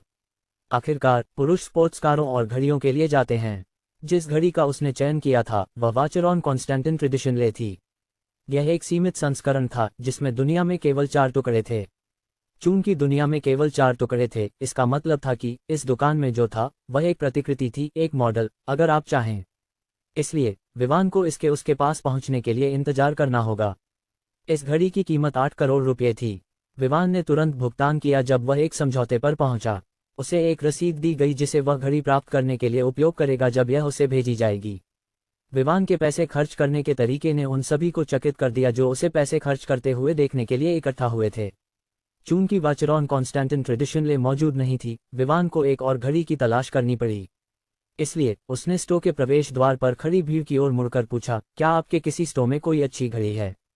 जैसे ही विवान ने ये शब्द कहे, भीड़ ने प्रतिक्रिया दी। आखिरकार यह एक टाइकून था जो खर्च करना चाहता था। जो लोग घड़ी की दुकान के प्रभारी थे तुरंत आगे बढ़े। हमारे पास सीमित संस्करण की रोलेक्स है, इसे छोड़ दो। हमारे पास एक पैटेक फिलिप भी है। हमारे कार्टियर के पास भी एक है। सभी उपस्थित प्रबंधक इस अमीर आदमी को आकर्षित करने की कोशिश कर रहे थे। विवान ने शोर मचाते हुए भीड़ की ओर हाथ हिलाया और कहा, मैं एक ऐसा सूट चाहता हूं जो तुरंत उपलब्ध हो, वह जो मैं कल पहन सकूं। विवान के शब्द सुनकर उनमें से अधिकांश निराश हो गए। हालांकि अभी भी कुछ अच्छी घड़ियां थीं, वे सीमित संस्करणों के स्तर पर नहीं थीं। जैसे विवान पूछ रहा था, यह स्पष्ट था कि वह सीमित संस्करण की घड़ियां चाहता था। जब वे पीछे हट गए, एक महिला आगे बढ़ी और विवान से कहा, हैंडसम, हमारे पास एक है। मुझे लगता है कि आप वास्तव में भाग्यशाली हैं। इसे आज शाम को बंद होने पर भेजा जाने वाला था। विवान ने महिला की ओर देखा और जिज्ञासा से पूछा, यह किस ब्रांड की है? महिला ने अपनी मुद्रा को सीधा किया और कहा, मैं पैटेक फिलिप से हूं। विवान ने सिर हिलाया। यह एक बुरा ब्रांड नहीं था और उन्होंने जो घड़ियां बनाई थीं वे उसकी पसंद के अनुसार अच्छी थीं। इसलिए वह महिला के साथ उसकी दुकान की ओर बढ़ा। अन्य लोग केवल अपनी दुर्भाग्य पर आहें भर सकते थे। साथ ही वे केवल उच्च अधिकारियों को दोष दे सकते थे कि उन्होंने इस दिन एक मॉडल को रखने की अनुमति दी। आखिरकार यह पैसे की बात थी, लेकिन वे केवल इसे चलते हुए देख सकते थे। दुकान में प्रवेश करने के बाद भीड़ ने उनका पीछा किया और प्रवेश द्वार पर खड़ी हो गई। और जब अन्य लोग जो अभी इस मंजिल पर आए थे ने यहाँ के दृश्य को देखा तो वे तुरंत उनके साथ शामिल हो गए। इसलिए पूरी मंजिल भीड़ से भर गई। अंत में मॉल के प्रबंधन को सतर्क किया गया और उन्हें यहाँ हो रही घटनाओं को देखने के लिए मजबूर होना पड़ा। वे दोनों आश्चर्यचकित और प्रसन्न थे कि उन्हें एक ऐसा अमीर ग्राहक मिल सकता है जो एक ही बार में 10 करोड़ रुपये से अधिक खर्च कर सकता है। विवान ने उसे प्रस्तुत की गई घड़ी को देखा। उससे पहले कुछ कहने से पहले प्रबंधक ने घड़ी का परिचय देना शुरू कर दिया। यह घड़ी पैटेक फिलिप नॉटिलस 5719 टेंस जी कहलाती है। वर्तमान में दुनिया में केवल 7 टुकड़े हैं। इनमें से 4 पहले ही बिक चुके हैं। इसमें स्वचालित यांत्रिक आंदोलन है। इसका कैलिबर 26-330 SC है। डायल पूरी तरह से 255 हीरे अप्रॉक्सीमेटली 1.36 कैरेट और 3 बैगुएट हीरे के घंटे के मार्कर अप्रॉक्सीमेटली 0.01 कैरेट और 18 के सोने की डायल प्लेट से भरा हुआ है। केस सफ़ेद सोने का है। इसमें एक स्क्रू डाउन क्राउन है। इसमें एक सफ़ायर क्रिस्टल केस बैक है। यह 120 मीटर तक जलरोधक है। इसका व्यास 10-4 बजे 40 मिलीमीटर्स और ऊंचाई 8.7 मिलीमीटर्स है। केस में 100 हीरे अप्रॉक्सीमेटली 0.69 कैरेट और 32 बैगुएट हीरे अप्रॉक्सीमेटली 5.51 कैरेट हैं। डायल पूरी तरह से 255 हीरे अप्रॉक्सीमेटली 1.36 कैरेट और 3 बैगुएट हीरे के घंटे के मार्कर अप्रॉक्सीमेटली 0.01 कैरेट से भरा हुआ है। ब्रेसलेट में 803 हीरे अप्रॉक्सीमेटली 3.55 कैरेट और 150 बैगुएट हीरे अप्रॉक्सीमेटली 7.52 कैरेट हैं। कुल मिलाकर इसमें 1343 हीरे अप्रॉक्सीमेटली 18.73 कैरेट हैं। स्ट्रैप के लिए यह नॉटिलस फोल्ड ओवर क्लैप है। महिला ने घड़ी का परिचय समाप्त किया और परिणामस्वरूप भीड़ में हलचल मच गई। क्या तुमने सुना? क्या एक शानदार और भव्य घड़ी है? सही है, पैटेक फिलिप ने अपने आप को पार कर दिया है। क्या पार कर दिया? यह एक सीमित संस्करण है। निश्चित रूप से यह आपकी सामान्य घड़ियों से बेहतर होना चाहिए। हे भगवान, क्या तुमने सुना कि घड़ी में कितने हीरे जड़े हुए हैं? हाँ, 1343 हीरे। यह बहुत है। केवल अगर मेरा बॉयफ्रेंड मुझे एक हीरे की अंगूठी दिला सके। भूल जाओ, तुम्हारा बॉयफ्रेंड तो बिल्कुल गरीब है। क्या तुम सोचते हो कि मुझे ऐसे हैंडसम और अमीर युवक के साथ जुड़ने का कोई मौका है? भूल जाओ। क्या तुमने कभी अपने आप को आईने में देखा है? केवल एक कुत्ता तुम्हारी प्रेमिका बनने के लिए सहमत हो सकता है। मेरा पहले से ही एक बॉयफ्रेंड है। यह इसलिए है क्योंकि वह एक कुत्ता है। दूसरे शब्दों में, वह एक कुत्ते की तरह व्यवहार करता है, कई लड़कियों के साथ घूमता है, यह भी नहीं जानता कि उसकी प्रेमिका कौन है। तुम __. विवान को इस बात की परवाह नहीं थी कि ये लोग क्या बात कर रहे हैं। उसने बस घड़ी को अपनी कलाई पर बांध लिया। यह उसे अच्छी तरह से फिट हुई। बाईं हाथ पर घड़ी का वजन महसूस करते हुए विवान को तुरंत लगा कि वह पूरा हो गया है। इसके बाद उसने प्रबंधक की ओर मुड़कर भुगतान पूरा करने के लिए काट दिया। चूंकि उसने पहले ही देखा था कि विवान ने बिना कीमत पूछे भुगतान किया था, महिला पूरी तरह से तैयार थी। इसलिए उसने कार्ड को स्वाइप किया और भुगतान पूरा किया। फिर तुरंत बाद उसने विवान को रसीद दी। कुल 11 करोड़ रुपये। विवान ने सिर हिलाया और रसीद प्राप्त की। फिर उसने मुड़कर बाहर जाने का निर्णय लिया। प्रबंधक उसे बताने ही वाली थी कि घड़ी के साथ एक मुफ्त उपहार है और पैकेजिंग अभी तक नहीं की गई है। अंत में विवान तेजी से बाहर निकल गया और शोर मचाते हुए भीड़ में प्रवेश कर गया। यहाँ तक कि अगर विवान जानता कि पैकेजिंग जैसी कोई चीज़ होती है तो भी वह इसकी परवाह नहीं करता। आखिरकार उसने घड़ी पहनने के लिए खरीदी थी, न कि इसे एक डिब्बे के अंदर छिपाने के लिए। भीड़ ने विवान को रास्ता दिया, जो वर्तमान में लुई वेटन स्टोर से बैग ले जा रहा था। वह बस वहां से निकलने वाला था जब उसने कई लड़कियों को देखा जो उसके साथ संपर्क बदलने की कोशिश कर रही थीं। लेकिन उसे एक पेट से भरे आदमी ने रोक लिया। वह आदमी पसीना बहा रहा था। स्पष्ट रूप से वह यहाँ विवान के पैसे खर्च करने की खबर सुनकर दौड़कर आया था। उसने विवान का अभिवादन किया और खुद को डिलॉयट मॉल का जनरल मैनेजर बताते हुए विवान को एक सुनहरा कार्ड दिया। क्या तुमने देखा? यह सुनहरा कार्ड है। तुम्हें क्या पता, उसने अभी 25 करोड़ रुपये से अधिक खर्च किए हैं। हाँ, सुनहरा कार्ड उन लोगों को दिया जाता है जिन्होंने मॉल में 10 करोड़ रुपये से अधिक खर्च किए हैं। चांदी और कांस्य कार्ड के बारे में क्या? मैंने देखा कि कोई उन्हें यहाँ आसानी से खरीदारी करने के लिए इस्तेमाल कर रहा था। हन्फ, कांस्य कार्ड उन लोगों के लिए है जिन्होंने 5 लाख रुपये खर्च किए हैं। चांदी का कार्ड उन लोगों के लिए है जिन्होंने 1 करोड़ रुपये से अधिक खर्च किए हैं। और सुनहरा कार्ड उन लोगों के लिए है जिन्होंने 10 करोड़ रुपये से अधिक खर्च किए हैं। मुझे अपमानित मत करो। क्या तुम्हारे पास कांस्य कार्ड भी है? तुम, कोई बात नहीं, हन्फ। विवान ने बिना किसी समस्या के कार्ड ले लिया। वर्तमान में उसने डिलॉयट मॉल में 30 करोड़ रुपये से अधिक खर्च किए थे। आखिरकार टारेन डिजाइनर्स डिलॉयट मॉल में स्थित था। अब उसने यूनिफॉर्म ऑर्डर के लिए 5 करोड़ रुपये खर्च किए थे। मॉल से बाहर निकलने के बाद विवान अपनी बेंटले कॉन्टिनेंटल जीटी में बैठा और हवेली की ओर बढ़ा। उसे अच्छी तरह से आराम करना था। उस रात उसे कुल 2,750,548 रुपये मिले। अंत में उसके खाते में कुल 272,304,252 रुपये जमा हुए, जिससे उसका कुल 672,785,379 रुपये हो गया। विवान अब इस पैसे की परवाह नहीं कर रहा था। उसे केवल ग्रॉसरी विभाग के स्थिरीकरण की चिंता थी। इसलिए उसने तय किया कि वह ग्रॉसरी विभाग के प्रबंधन को सोमवार को बिजनेस ओवरलॉर्ड बिल्डिंग भेजेगा। इस तरह नींव रखी जाएगी। अगली शाम विवान ने कश्मीर से बने नीले 3 पीस सूट को पहना। इसके साथ उसने उन जूतों को पहना जो उसने अल्फोंसो परिवार की हवेली में रहते हुए खरीदे थे। उसके चांदी के बाल पीछे की ओर कंघी किए गए थे, जिससे उसे एक सुरुचिपूर्ण लुक मिला और साथ ही एक आकर्षक और प्रभावशाली सीईओ का वाइब भी। आईने में अपने प्रतिबिंब को देखते हुए विवान ने खुद की तारीफ की कि वह कितना हैंडसम है। अब जब यह सब हो गया था तो उसके लिए बैंक्वेट में जाने का समय था। अपने हाथ में निमंत्रण पत्रों को देखते हुए विवान नहीं जानता था कि क्या करना है। आखिरकार वह केवल एक व्यक्ति था, लेकिन एंडरसन ने उसे 2 दिए थे। उस समय उसने इसे नहीं देखा था, लेकिन अब वह देख सकता था कि वहां 2 कार्ड हैं। एक गहरी सांस लेते हुए उसने अतिरिक्त कार्ड अपने साथ ले जाने का निर्णय लिया। इस बार उसने बुगाटी वेरॉन चलाने का फैसला किया। आखिरकार उसे यह कार इसीलिए नहीं दी गई थी कि वह गराज में पड़ी रहे। आज का कार्यक्रम ग्लेज होटल में आयोजित किया जा रहा था। शहर में सबसे बड़े होटल के रूप में यह स्पष्ट था कि इस तरह के बड़े कार्यक्रम का आयोजन ऐसे स्थान पर होना चाहिए जो उनकी प्रतिष्ठा के साथ मेल खाता हो। बेशक इस पल तक विवान को केवल यह पता था कि कार्यक्रम में सोमेश्वर सिटी के बड़े लोग शामिल हैं, लेकिन उसे यह नहीं पता था कि कार्यक्रम किस लिए है। खैर, इससे कोई फर्क नहीं पड़ता, क्योंकि वह वहां जो करने जा रहा था वह ऐसे संपर्क बनाना था जो भविष्य में उसकी मदद कर सकें। दूसरे शब्दों में उसने पहले ही विवान एंटरप्राइज की नींव रखना शुरू कर दी थी। आखिरकार उसके हाथ में जितना भी पैसा हो, उसे जो कुछ भी चाहिए, उसके लिए उसे संपर्कों की आवश्यकता थी। यह इस तथ्य को ध्यान में रखते हुए था कि कुछ चीजें केवल पैसे से नहीं खरीदी जा सकती। आखिरकार कुछ चीजें ऐसी होती हैं कि विक्रेता केवल उन्हें उस व्यक्ति को बेच सकता है जिसे वह जानता है। बैंक्वेट लगभग शाम 6 बजे शुरू होने वाला था, इसलिए विवान को अपनी बुगाटी वेरॉन चलाने की गति को लेकर ज्यादा चिंता नहीं थी। लेकिन हालांकि विवान को इस बात की परवाह नहीं थी, इसका मतलब यह नहीं था कि दूसरों को परवाह नहीं थी। बुगाटी वेरॉन के सड़क पर आने से पहले ही इसे देखने वाले लोगों के बीच हलचल मच गई थी।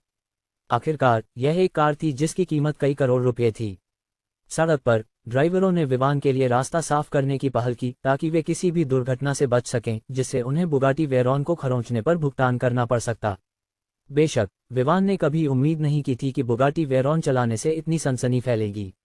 वह बस उस कार को चला रहा था जो उसे सिस्टम द्वारा दी गई थी, जैसे कि कोई और, न कि दिखावा करने के लिए। लेकिन परिणाम यह था कि उसने कई लोगों का ध्यान आकर्षित कर लिया था। जब वह होटल पहुंचा तो विवान पहले ही इस बात का आदी हो चुका था कि लोग उसके रास्ते से हट रहे हैं या कुछ लोग उसकी कार की ओर इशारा कर रहे हैं। चूंकि आज बैंक्वेट का दिन था, होटल को पूरी तरह से उस व्यक्ति द्वारा आरक्षित किया गया था जो बैंक्वेट का आयोजन कर रहा था। यह दिखाता है कि मेजबान कोई छोटा व्यक्ति नहीं था, इसलिए इस दिन केवल उन लोगों को ग्लेज होटल में प्रवेश करने की अनुमति थी जिनके पास निमंत्रण पत्र थे। अगर किसी व्यक्ति के पास निमंत्रण नहीं था तो उन्हें वापस भेज दिया जाता, चाहे वे कोई भी हों। लेकिन जैसे ही विवान की बुगाटी वेरॉन दिखाई दी, गार्डों ने उसे रोकने और निमंत्रण पत्र पूछने की हिम्मत नहीं की। हालांकि विवान इस पर थोड़ा चौंका था। उसने अपने कंधे उचकाए क्योंकि यह उसके लिए सुविधाजनक था। वह चाहता था कि सभी लोग जो उसकी ओर देख रहे थे उनका ध्यान हट जाए। ग्लेज होटल का पार्किंग स्थल भूमिगत था। खुद ग्लेज होटल एक 8 मंजिला इमारत थी। ग्राउंड फ्लोर रिसेप्शन हॉल था। यह ठीक था ताकि अगर खाने की जगह भरी हो तो ग्राहक टेबल के खाली होने का इंतजार कर सकें। होटल की पहली मंजिल पर वह जगह थी जहां आम जनता भोजन कर सकती थी। दूसरी मंजिल पर निजी कमरे थे। ये निजी कमरे कुछ खास नहीं थे, सिवाय इसके कि वे गोपनीयता प्रदान करते थे। तीसरी, चौथी और पांचवी मंजिल पर वह जगह थी जहां ठहरने के कमरे थे। छठी मंजिल पर वहां वीआईपी स्तर के कमरे थे। सातवीं मंजिल पर एक बड़ा हॉल था जहां बैठकें और सम्मेलन आयोजित किए जाते थे। यह इतना बड़ा था कि कुछ समारोह जैसे कि आज का बैंक्वेट यहां आयोजित किया जा सकता था। आठवीं मंजिल पर वहां राष्ट्रपति सूट क्षेत्र था। छठी मंजिल पर केवल 4 कमरे थे। दूसरे शब्दों में पूरे ग्लेज होटल में केवल 4 राष्ट्रपति सूट थे। लिफ्ट लेकर ग्राउंड फ्लोर पर आते ही विवान ने पाया कि इस मंजिल पर पहले दिन की तुलना में ज्यादा भीड़ नहीं थी जब वह यहां सबरीना को खाने के लिए लाया था। जैसे ही वह लिफ्ट से बाहर आया, उसे उत्साही एंडरसन ने स्वागत किया। विवान, तुम पहले ही आ गए। मुझे लगा था कि तुम नहीं आओगे, एंडरसन ने कहा जबकि उसने विवान के कंधे पर हाथ रखा। बिल्कुल आना था, आखिरकार तुम लोगों ने मुझे यहाँ बुलाया था। और वैसे मुझे लगा कि बैंक्वेट शुरू होने में अभी 1 घंटा बाकी है। विवान ने एंडरसन को अजीब नज़रों से देखते हुए जवाब दिया। एंडरसन की नज़रें विवान के शब्दों और नज़रों को नज़रअंदाज करते हुए चारों ओर देखने लगी, जैसे वह किसी को खोजने की कोशिश कर रहा हो। कुछ समय तक देखने के बाद उसने विवान की ओर देखा और पूछा, तुम्हारा साथी कहाँ है? विवान इस सवाल की उम्मीद नहीं कर रहा था। सोमेश्वर सिटी में विवान के करीब केवल एक व्यक्ति था, वह था शंभू। लेकिन एंडरसन को बहुत अच्छे से पता था कि शंभू इस कार्यक्रम में नहीं आ सकता क्योंकि उसने इस्माइल के साथ एक शर्त लगाई थी। विवान केवल पूछ सकता था, कौन सा साथी? मुझे नहीं लगता कि मेरा कोई साथी है। विवान के जवाब ने एंडरसन की भौहों को थोड़ी सी चिढ़ा दी। फिर उसने विवान को ऐसे देखा जैसे वह एक अजीब प्रजाति हो जो अभी तक पहचानी नहीं गई। कुछ पल तक घूरने के बाद उसने पूछा, तुम्हारे पास आज रात के नृत्य के लिए कोई साथी नहीं है? तुम्हारे पास 2 निमंत्रण पत्र हैं, एक तुम्हारे लिए और दूसरा तुम्हारी महिला साथी के लिए। तुम किस नृत्य की बात कर रहे हो? क्या यह एक ऐसा अवसर नहीं है जिसमें शहर के बड़े लोग शामिल होंगे? विवान ने उलझन में पूछा। आखिरकार जब उसने निमंत्रण प्राप्त किया तो उसने उम्मीद नहीं की थी कि इस तरह का नृत्य और कुछ होगा। उसे यह सोचने का मौका मिला कि यह बस एक सामान्य बैंक्वेट था जहां लोग ज्यादातर समय मिलते और व्यापार पर चर्चा करते हैं। इसके अलावा जब वह महल छोड़ने वाला था तब उसने देखा कि उनके पास 2 कार्ड हैं। लेकिन 2 कार्ड देखने के बाद भी उसने सोचा कि शायद उन्हें गलती से एक अतिरिक्त कार्ड दिया गया है। किसे पता था कि वे जानते थे कि उन्होंने 2 कार्ड दिए हैं। लेकिन फिर भी विवान के पास ऐसा कोई महिला साथी नहीं था जो उसे इस तरह के कार्यक्रम में अकम्पनी कर सके। वह तो एकल व्यक्ति था। एंडरसन ने अपने माथे को थपथपाते हुए कहा, अरे मैं तुम्हें यहाँ के कार्यक्रम का कार्यक्रम देना भूल गया। कितना बुरा। खैर, मैं तुम्हें अब बता सकता हूँ कि यहाँ एक प्रदर्शन होगा, फिर इसके बाद एक भोजन होगा, फिर कार्यक्रम के मेजबान के बारे में परिचय होगा, इसके बाद एक नृत्य होगा और अंत में मुख्य विषय जो सभी लोगों को यहाँ लाया है। एक और बात जो मैं तुम्हें बता सकता हूँ वह यह है कि कार्यक्रम का मेजबान एक विशेष पहचान रखता है कि यहाँ तक कि चटर्जी परिवार को भी सम्मान देना पड़ता है। इसलिए तुम अंदर रहते हुए सावधान रहना और कार्यक्रम के मेजबान को नाराज मत करना। अगर तुम दोनों दुश्मन हो तो मैं तुम्हें आश्वस्त कर सकता हूँ कि तुम इस देश में जीवित नहीं रह सकोगे। एंडरसन के शब्द काफी गंभीर थे और विवान उसकी आवाज में गंभीरता को महसूस कर सकता था। उसने फिर सोचा, यह व्यक्ति सोमेश्वर सिटी में इतनी विशेष पहचान वाला कौन है? लेकिन जब एंडरसन ने फिर से उसके नृत्य साथी के बारे में पूछा तो सभी विचार उसके मन से निकल गए। विवान ने सिर हिलाया और कहा कि वह नृत्य में भाग नहीं लेगा। इसका कारण यह था कि हालांकि उसे नृत्य में प्रशिक्षण मिला था, चूंकि उसने कभी किसी बैंक्वेट में भाग नहीं लिया था, उसने कभी भी कई लोगों के सामने नृत्य करने का अनुभव नहीं किया था। अब जब उसके पास कोई नृत्य साथी नहीं था तो उसके लिए चीजें आसान हो जाएंगी क्योंकि वह बस बैठकर चल रहे शो को देख सकता था। यह देखकर कि विवान नृत्य साथी के न होने के बारे में गंभीर था, एंडरसन ने उसके कंधे पर हाथ रखा और कहा, चिंता मत करो, मुझे यकीन है कि तुम वहां एक अच्छी लड़की पाओगे। तुम्हें काशिश के बारे में क्या लगता है? दूर हटो। विवान का जवाब सरल था, हाँ, मैं मजाक कर रहा था। चलो अंदर चलते हैं, एंडरसन ने हंसते हुए कहा। यह स्पष्ट था कि वह विवान की उपस्थिति में पहले की तुलना में काफी सहज हो गया था, और जैसे ही उसने ये शब्द कहे उसने विवान को उस लिफ्ट की ओर खींच लिया जो 7वीं मंजिल की ओर ले जाती थी। जब वे वहां पहुंचे तो विवान ने पाया कि कई लोग पहले से ही आ चुके थे, यहां तक कि विलियम, काशिश और अन्य भी पहले से ही आ चुके थे। जब उन्होंने देखा कि विवान एंडरसन के साथ आ रहा है तो वे उसके पास आकर उसका स्वागत करने लगे। इस बार हॉल को इस तरह से सजाया गया था कि कई टेबल और कुर्सियां एक अर्धवृत्त का निर्माण कर रही थीं। अर्धवृत्त के अंत में एक छोटा मंच था जिस पर वह मेजबान या वे लोग खड़े होने वाले थे जो कार्यक्रम में बोलने वाले थे। अर्धवृत्त के केंद्र में नृत्य क्षेत्र था। हॉल को अच्छी तरह से सजाया गया था और रोशनी की गई थी। हॉल की भव्यता उस स्तर पर थी जिसे विवान ने केवल तब देखा था जब वहां रॉय परिवार के महल में एक बैंक्वेट था। उस समय वह केवल पास से गुजर रहा था और उसने देखा कि हॉल कैसे सजाया गया था। अब वह अंततः एक बैंक्वेट का अनुभव कर सकता था। विवान सोमेश्वर सिटी के युवा लोगों के साथ बैठा था, लेकिन बेशक जिस बैठने के क्षेत्र में वह था वह शहर के अन्य बड़े लोगों से अलग था। चूंकि वह बड़े 5 के युवा लोगों के साथ बैठा था, वह स्पष्ट रूप से मंच के करीब था। जैसे जैसे अधिक से अधिक लोग आए, हॉल पूरी तरह से भर गया। और इस समय के दौरान जब वे इंतजार कर रहे थे, विवान ने इसका उपयोग इन युवाओं के साथ परिचित होने के लिए किया। उसने उनके गुणों और चरित्रों के साथ साथ उनके रिश्तों को जान लिया। हालांकि वे प्रतिस्पर्धा कर रहे थे, उनके बीच का रिश्ता काफी अच्छा था, लेकिन इसका मतलब यह नहीं था कि वे प्रतिस्पर्धा नहीं कर रहे थे। अगर कोई ऐसा अवसर होता जिसमें 5 में से किसी एक को लाभ उठाने की आवश्यकता होती, तो वे निश्चित रूप से प्रतिस्पर्धा करते ताकि उनका परिवार लाभ उठा सके। जैसे कि कहा गया था, बैंक्वेट समय पर शुरू हुआ। संगीत हॉल के अंदर गूंजने लगा। फिर एमसी ने यह बताना शुरू किया कि बैंक्वेट क्यों आयोजित किया गया था। उनके अनुसार यह सोमेश्वर सिटी में एक नए व्यक्ति का स्वागत करने के लिए था। लेकिन उन्होंने ज्यादा नहीं बोला क्योंकि बैंक्वेट आगे बढ़ा। विवान उन बड़े लोगों पर ध्यान केंद्रित कर रहा था जिन्हें विलियम और अन्य द्वारा पेश किया जा रहा था। उसने देखा कि हालांकि बैंक्वेट यहां आयोजित किया गया था, कुछ लोग ऐसे थे जो अन्य शहरों से यहां आए थे, स्पष्ट रूप से यहां संबंध बनाने के लिए। अरे अरे, हमारे पास यहां क्या है? जैसे ही विवान ने सोचा कि चीजें काफी अच्छी चल रही हैं, एक घमंडी आवाज ने उसे और समूह को पीछे मुड़कर देखने पर मजबूर कर दिया। काशिश ने जब देखा कि कौन बोला, तो उसने भौहें चिढ़ाए। यंग मास्टर गिरिश, मैंने देखा कि आप लोग यहाँ अच्छा समय बिता रहे हैं, इसलिए मैंने सोचा कि मैं आप लोगों में शामिल हो जाऊं। आप क्या सोचते हैं? ऐसा कहते हुए गिरिश उनके पास आया और एक कुर्सी पर बैठ गया जो एक युवा द्वारा खाली की गई थी। विवान ने देखा कि जैसे ही यह व्यक्ति आया, माहौल अच्छा नहीं था। उनके चेहरों से विवान ने पहले ही अनुमान लगा लिया था कि उनके बीच का रिश्ता अच्छा नहीं था। लेकिन जो बात उसे पता थी वह यह थी कि अगर कोई ऐसा व्यक्ति है जो इन 5 लोगों को चिढ़ा सकता है, तो उस व्यक्ति के पास एक ऐसा बैकग्राउंड होना चाहिए जो उसे समर्थन दे। ओह, मैं देख रहा हूं कि आपके पास एक और दोस्त है जो पहले ही आपके सर्कल में शामिल हो चुका है, गिरिश ने विवान की ओर देखते हुए कहा। लेकिन इस नज़र से विवान को पहले ही पता चल गया था कि यह व्यक्ति उसे नीचा दिखा रहा है। विवान ने भौहें चिढ़ाए। यह व्यक्ति यहाँ समस्याएं पैदा करने आया था, और जिस तरह से वह उसे देख रहा था, वह निश्चित था कि वह उसे इस्तेमाल करने की कोशिश करेगा और किसी तरह से परेशानी पैदा करेगा।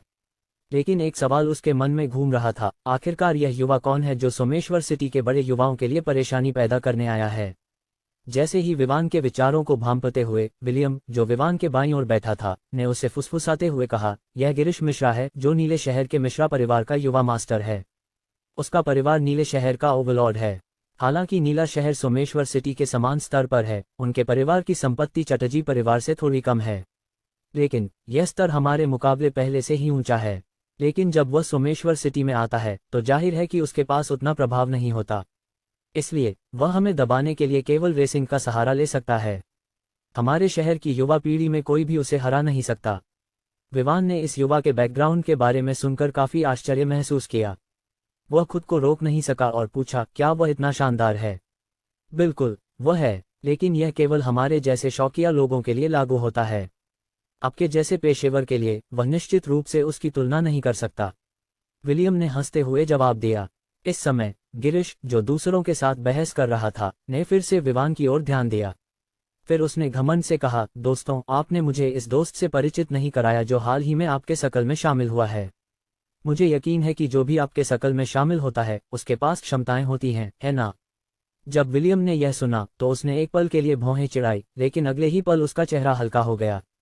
एक चालाक मुस्कान के साथ उसने कहा, यंग मास्टर गिरीश, आप हमें बहुत अच्छे से जानते हैं। यह विवान है, और निश्चित रूप से उसके पास ऐसी क्षमताएं हैं जिनकी तुलना आप नहीं कर सकते।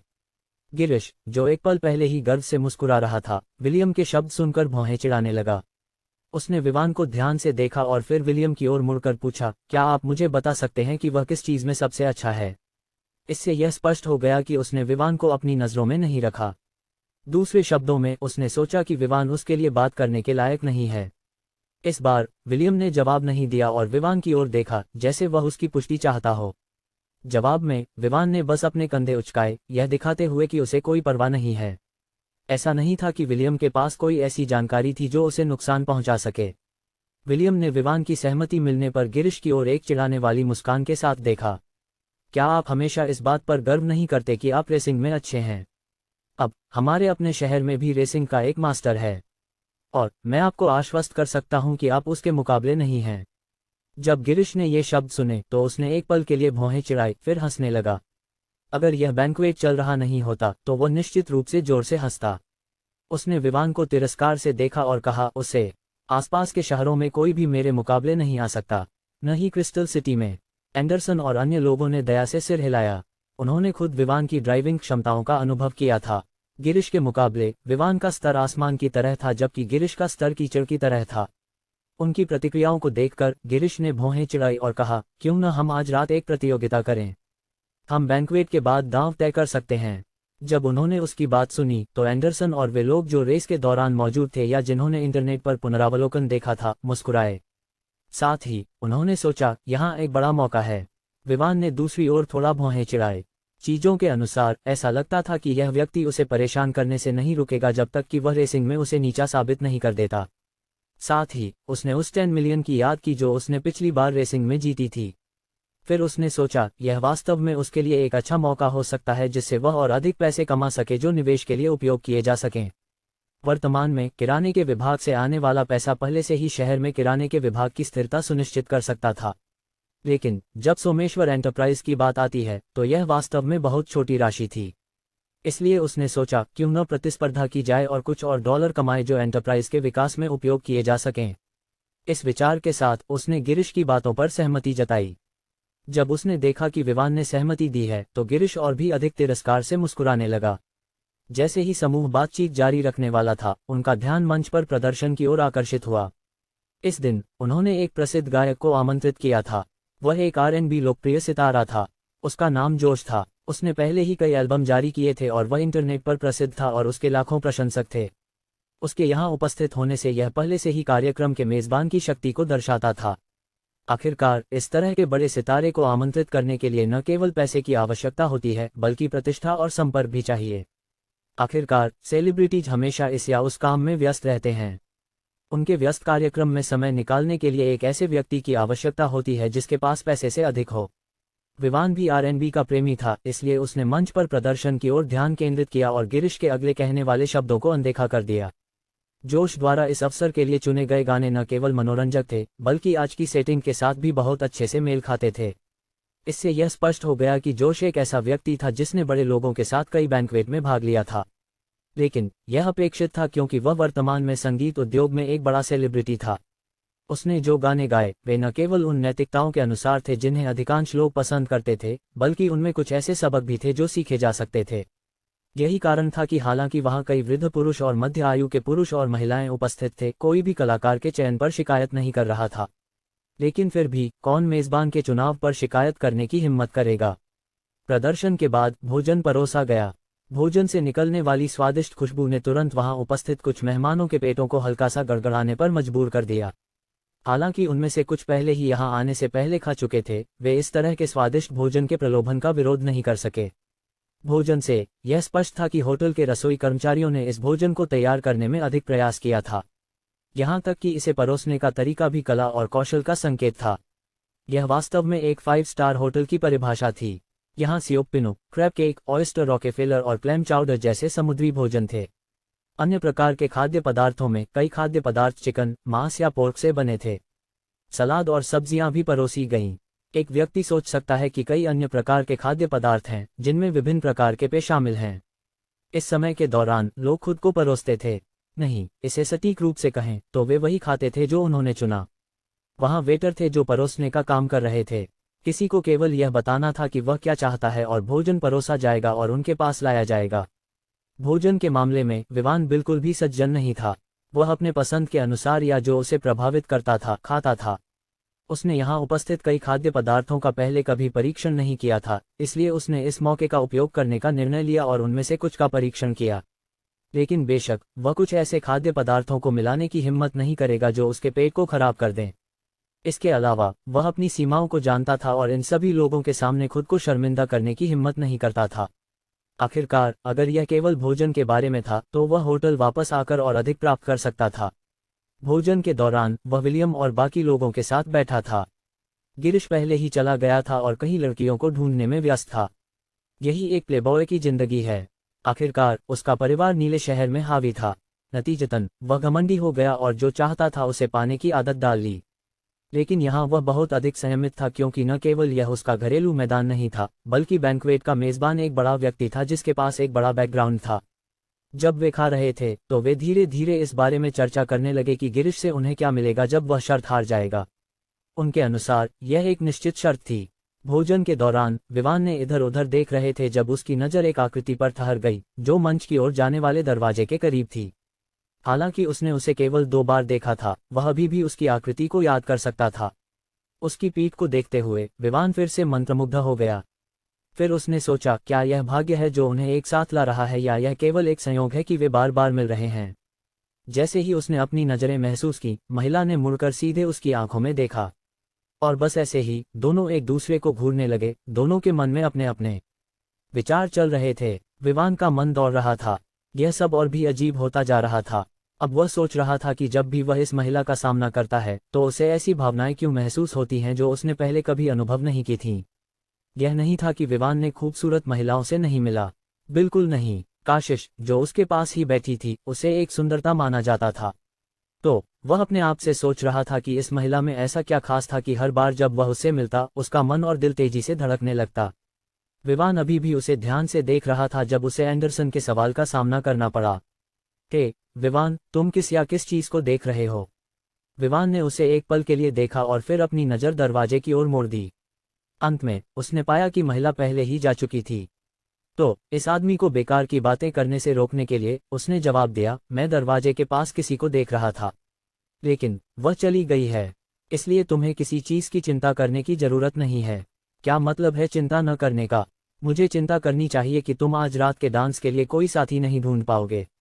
यह तुम्हारे लिए अच्छा नहीं लगेगा, खासकर जब गिरीश यहाँ है। वह निश्चित रूप से तुम्हारे दिमाग में घुसने की कोशिश करेगा अगर तुम कोई साथी नहीं पाते। एंडरसन ने अपनी प्लेट मेज पर रखते हुए कहा। फिर उसने उन लोगों की ओर देखा जो खाने में व्यस्त थे और बातचीत कर रहे थे। उसने सिर हिलाते हुए कहा, यहाँ हर किसी के पास एक साथी है। उस मोटे आदमी को देखो, देखो उस खूबसूरत लड़की को, वह उसकी साथी है। उस पतले आदमी को देखो, तुम उस गोल मटोल महिला को देख रहे हो, वह उसकी पत्नी है। तो अगर तुम कोई साथी नहीं ढूंढ पाते और सभी डांस फ्लोर पर चले जाते हैं तो तुम अकेले रह जाओगे। इसके अलावा अगर सभी डांस फ्लोर पर हैं तो सभी तुम्हें देख सकते हैं जो बैठे हुए हैं जबकि दूसरे नाच रहे हैं। एंडरसन ने बात जारी रखी जबकि विवान की अजीब नज़रों को नज़रअंदाज करते हुए। मैंने पहले सोचा था कि कोई अच्छी लड़की होगी जो यहाँ बिना साथी के आई होगी। अंत में ऐसा लगता है कि वे सभी जोड़ी में आने के लिए सहमत हो गए। ओह, मैं भूल गया, हम जोड़ी में आने के लिए सहमत हुए थे। एंडरसन ने ये शब्द कहते हुए मुस्कुराया। विवान ने अपने आप से सोचा कि क्या यह आदमी उसकी मदद करने आया है या उसे चिढ़ाने के लिए, लेकिन अंत में उसके पास कहने के लिए कोई शब्द नहीं था। तुम लोग क्या बात कर रहे हो? विलियम, जो किसी तरह उनके पास आ गया था, ने जिज्ञासा से पूछा। विवान के पास आज रात के डांस के लिए कोई साथी नहीं है। एंडरसन ने हंसते हुए जवाब दिया। क्या उसके पास कोई साथी नहीं है? मैंने सोचा कि हमने उसे 2 कार्ड दिए थे। विलियम ने विवान को आश्चर्य से देखते हुए पूछा। क्या तुमने इस समय उसके बगल में किसी को बैठे देखा? इस्माइल ने पूछा। वह ऐसा व्यक्ति नहीं था जो ज्यादा बोलना पसंद करता था क्योंकि वह चिड़चिड़ा था, और जब समूह ने अचानक एकत्र होना शुरू किया तो विवान को चुप्पी का अनुभव हुआ। उसने फिर सोचा, क्या किसी बैंकेट में साथी न होना एक पाप है? ओह, अब जब तुमने इसका जिक्र किया, मैंने विवान के बगल में किसी को नहीं देखा। इस समय मैं इसे भूल गया था। विलियम ने ये शब्द कहते हुए अपने सिर के पीछे खुजाया। बिल्कुल, जब तुम सोच रहे थे कि तुम और तुम्हारी लड़की डांस फ्लोर पर अपने शरीर को कैसे घुमाएंगे तो तुम दूसरों को भूल जाओगे, काशिश ने व्यंग्य किया। विलियम केवल शर्मिंदगी में खांस सकता था क्योंकि वह जानता था कि काशिश ने जो कहा वह सच था, लेकिन वह दोषी नहीं था। जिस लड़की ने उसे आज रात यहाँ लाया था वह निश्चित रूप से एक खूबसूरत थी। वैसे विवान एक लड़की को देख रहा था। उसने कहा कि वह दरवाजे पर खड़ी थी। एंडरसन ने कहा जब उसने महसूस किया कि अब कोई और बात करने वाला नहीं है। तुम्हारा मतलब है कि विवान ने यहाँ एक लड़की को पसंद किया है? अगर ऐसा है तो मैं उसकी मदद कर सकता हूँ, भले ही वह शादीशुदा हो। उसे बस अपने पति को तलाक देना होगा। भारी आदमी अरुण टंडन ने मुस्कुराते हुए कहा। तुम लोग क्या बात कर रहे हो? क्या तुम जानते हो कि उस दरवाजे का उपयोग किसे करने की अनुमति है? यह स्पष्ट रूप से बैंकेट के मेजबानों का है, इसलिए उस महिला के बारे में सोचना बंद करो अगर वह उस दरवाजे के पीछे से थी। इस्माइल ने इस समय याद दिलाया। इसने सभी के विचारों को सही दिशा में वापस लाया। जब उन्होंने उस दृश्य के बारे में सोचा जहां वे विवान को उस व्यक्ति से जोड़ना चाहते थे जो आज के बैंकेट के मेजबान से संबंधित था, तो वे थोड़े पसीने में आ गए। आओ, अगर गिरीश भी उस लड़की का पीछा करने की हिम्मत करता है जो आज के बैंकेट के मेजबानों के समूह में है, तो विवान क्यों नहीं कर सकता? मुझे यकीन है कि अगर यह बैंकेट की खूबसूरत मेजबान थी तो विवान उसके लायक है। इस समय विलियम ने मुस्कुराते हुए कहा। हाँ, समूह ने सहमति जताई, जिससे विवान और भी अधिक चुप हो गया। ये लोग उसके बारे में ऐसे बात कर रहे थे जैसे वह वहां नहीं था। वैसे मेरे पिता ने मुझे बताया कि आज के बैंकेट का मेजबान एक खूबसूरत महिला थी। उन्होंने कहा कि हमारे परिवार की वर्तमान स्थिति के साथ मैं उसे नाराज नहीं कर सकता। न ही चटर्जी परिवार ऐसा कर सकता है। एंडरसन ने कहा, वह एक खूबसूरत है। कहे, सही समय पर वह निश्चित रूप से विवान की महिला होगी। के विवान, हम तुम्हारे साथ हैं जब तुम उस महिला को पाओगे। विलियम ने मजाक में कहा। विवान के गहरे होते चेहरे को देखकर किसी कारण से समूह उत्साहित हो गया और विवान को और भी चिढ़ाने का फैसला किया। आज के लिए मेजबान पहले डांस करेगा जब तक अन्य लोग शामिल नहीं हो जाते। तो विवान, बेहतर है कि तुम पहले से तैयार हो जाओ। सही। वैसे होटल आरक्षित था। मुझे यकीन है कि तुम यहाँ एक प्रेसिडेंशियल सूट बर्दाश्त कर सकते हो। तो तुम बस उसे यहाँ एक कमरे में ले जा सकते हो। कहे, विवान, मैं तुम्हारी मदद कर सकता हूँ कि तुम इस बैंकेट में शामिल हो जाओ। क्या सगाई? उन्हें सीधे शादी कर लेनी चाहिए। कौन सी महिला विवान के आकर्षण का विरोध कर सकती है? विवान को लगा कि उसे बस उठकर इन लोगों के सिर पर कुछ मुक्के मारने चाहिए ताकि वे सही सोचने लगें। वह अभी बोलने ही वाला था जब एमसी ने कहा, तो तुम लोग तैयार रहो क्योंकि आज के बैंकेट की मेजबान नहीं, आज की मेजबान मंच पर आने वाली है 5 मिनट में। 1 सेकंड भी नहीं। इन शब्दों को सुनकर हॉल में लोग हिलने लगे। विवान और अन्य अपनी जगह पर लौट आए। उन्होंने तुरंत विवान के साथी के मामले को अलग रख दिया और मेजबान को देखने के बारे में सोचना शुरू कर दिया।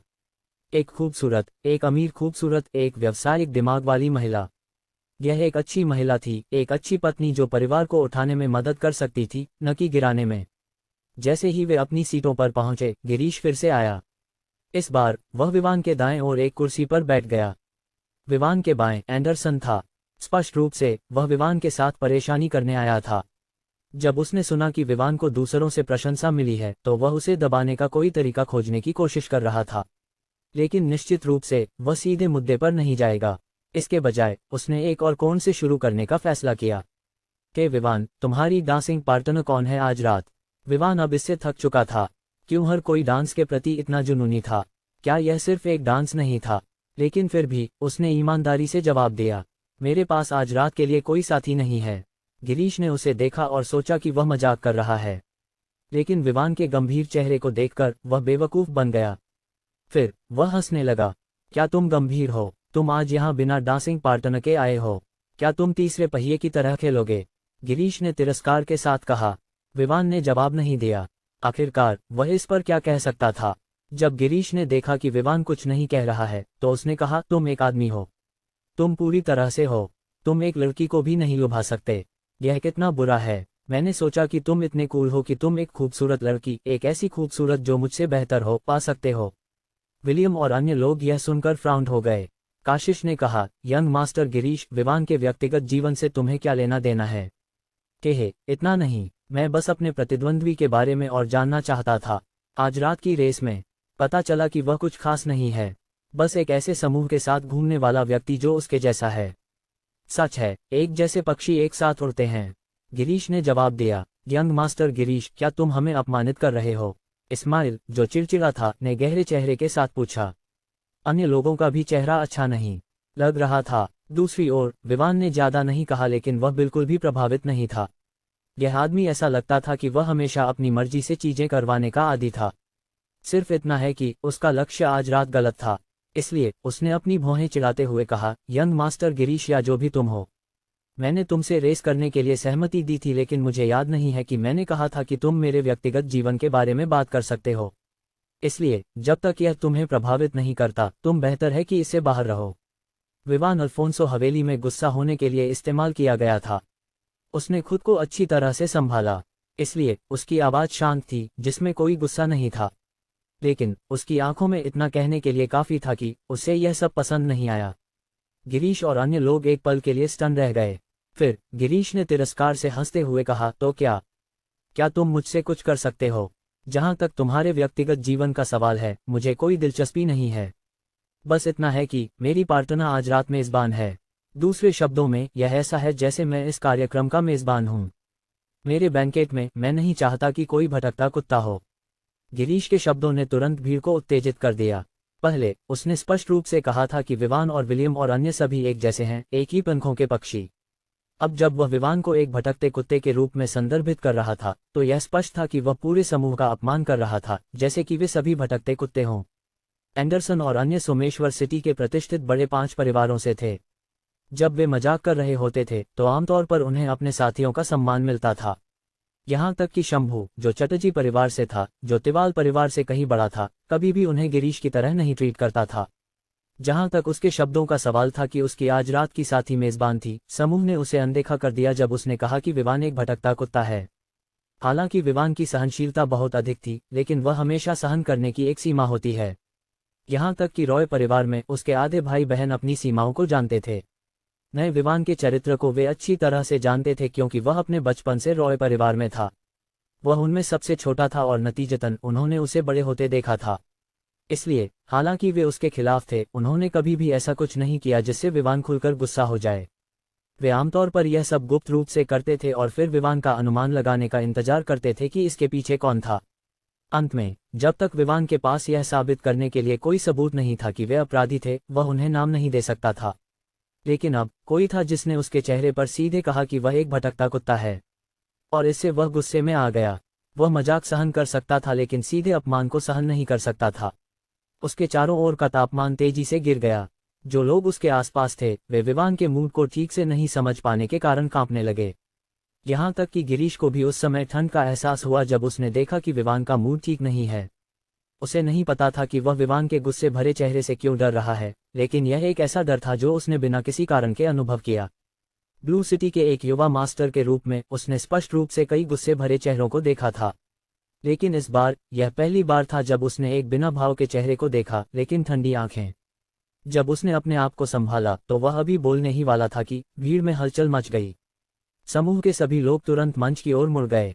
एमसी पहले से ही वहां था क्योंकि उसने जो 5 मिनट का समय दिया था उसमें केवल कुछ सेकंड बचे थे। अब आज के बैंकेट की मेजबान श्रीमती दामिनी का स्वागत करें। जैसे ही ये शब्द एमसी के मुंह से निकले, मंच के पीछे का दरवाजा खुला और एक बहुत ही परिचित महिला, जो विवान के लिए जानी पहचानी थी, मंच पर आई।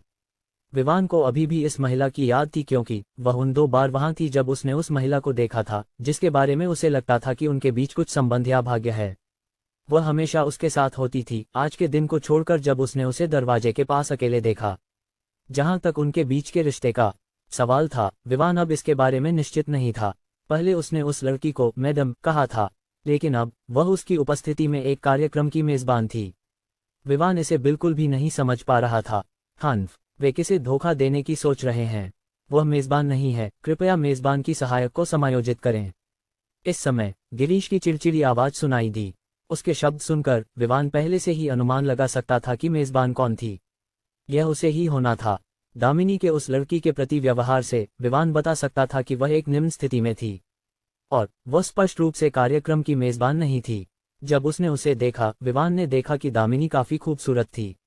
रेटिंग में 190 रेटेड खूबसूरती हो सकती थी, लेकिन यह स्पष्ट रूप से वह अतिशयोक्ति नहीं थी जो एंडरसन ने पहले उल्लेख की थी। जैसे ही विवान ने उसके प्रश्नात्मक नज़र को महसूस किया, एंडरसन ने बस अपने कंधे उचका दिए। उसने पहले उस महिला को नहीं देखा था, तो वह कैसे जान सकता था कि कौन कौन है। इसी समय विवान ने देखा कि उपस्थित बड़े लोगों के बीच कुछ था। उनके चेहरे पर शिकन थी। यह स्पष्ट था कि वे इसकी उम्मीद नहीं कर रहे थे। यह विवान को तुरंत बता रहा था कि मेजबान बदल गई थी और वह नहीं आने वाली थी। लेकिन किसी कारण से विवान का दिल कस गया और गुस्सा उसके अंदर भर गया जब उसने गिरीश के शब्दों के बारे में सोचा कि उसकी साथी मेजबान थी।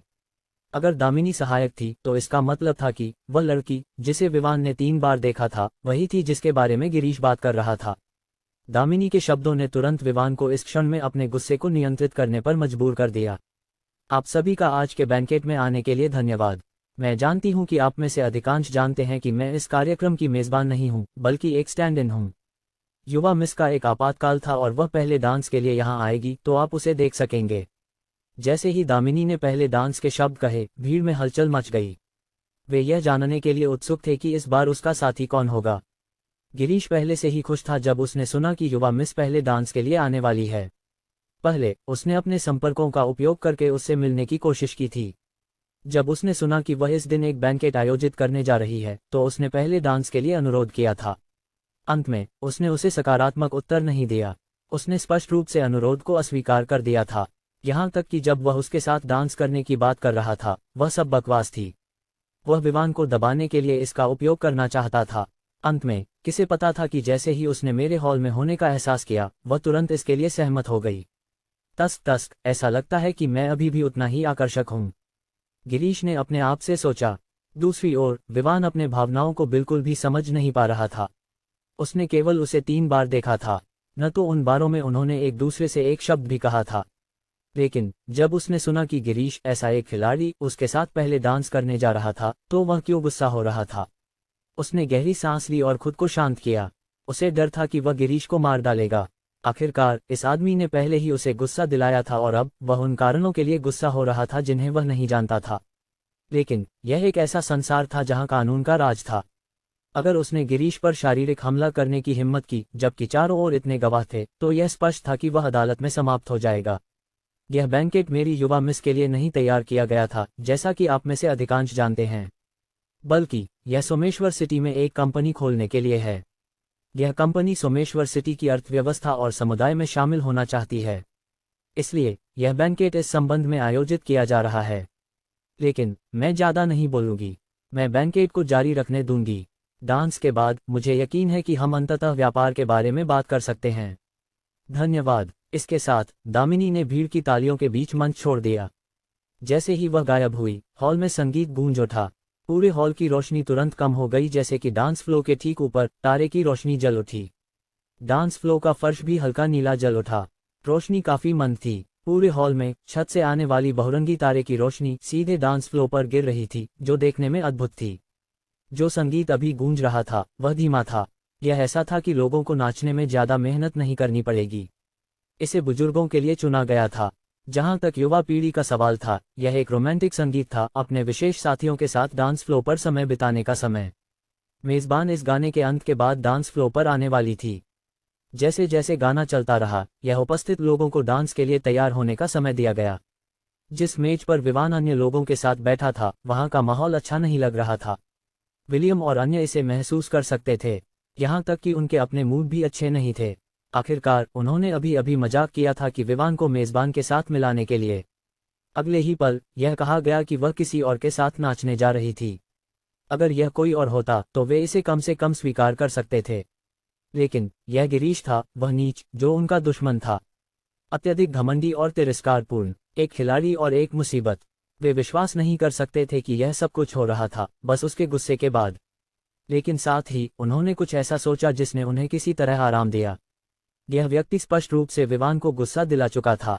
विवान कौन था? वह पहले रॉय परिवार का सदस्य था। एक ऐसा व्यक्ति जिसे स्टीव और ब्रेंडा भी जल्दी से संभाल नहीं सके। इसका क्या मतलब था? इसका मतलब था कि विवान कोई साधारण व्यक्ति नहीं था। अब गिरीश ने उसे अपमानित किया था और पहले ही उसे गुस्सा दिला दिया था। यह स्पष्ट था कि उसके कार्यों के लिए परिणाम होंगे।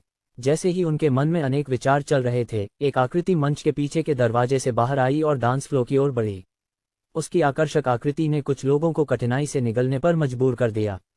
चूंकि हॉल की रोशनी मंद थी, वे आकृति के चेहरे को नहीं देख पा रहे थे, लेकिन वे पहले से ही उसकी खूबसूरती का अनुमान लगा सकते थे, उसकी आकृति, उसके मंत्रमुग्ध करने वाले चाल और आत्मविश्वास से भरे कदमों के आधार पर। भीड़ ने उसके डांस फ्लो की ओर बढ़ते हुए उसे देखने के लिए अपने मुंह बंद कर लिए। जब वह डांस फ्लो पर पहुंची तो समय समय पर जैसे ही कुछ तारे की रोशनी उसके चेहरे पर गिरी, वे पहले से ही खूबसूरत चेहरे को देख सकते थे।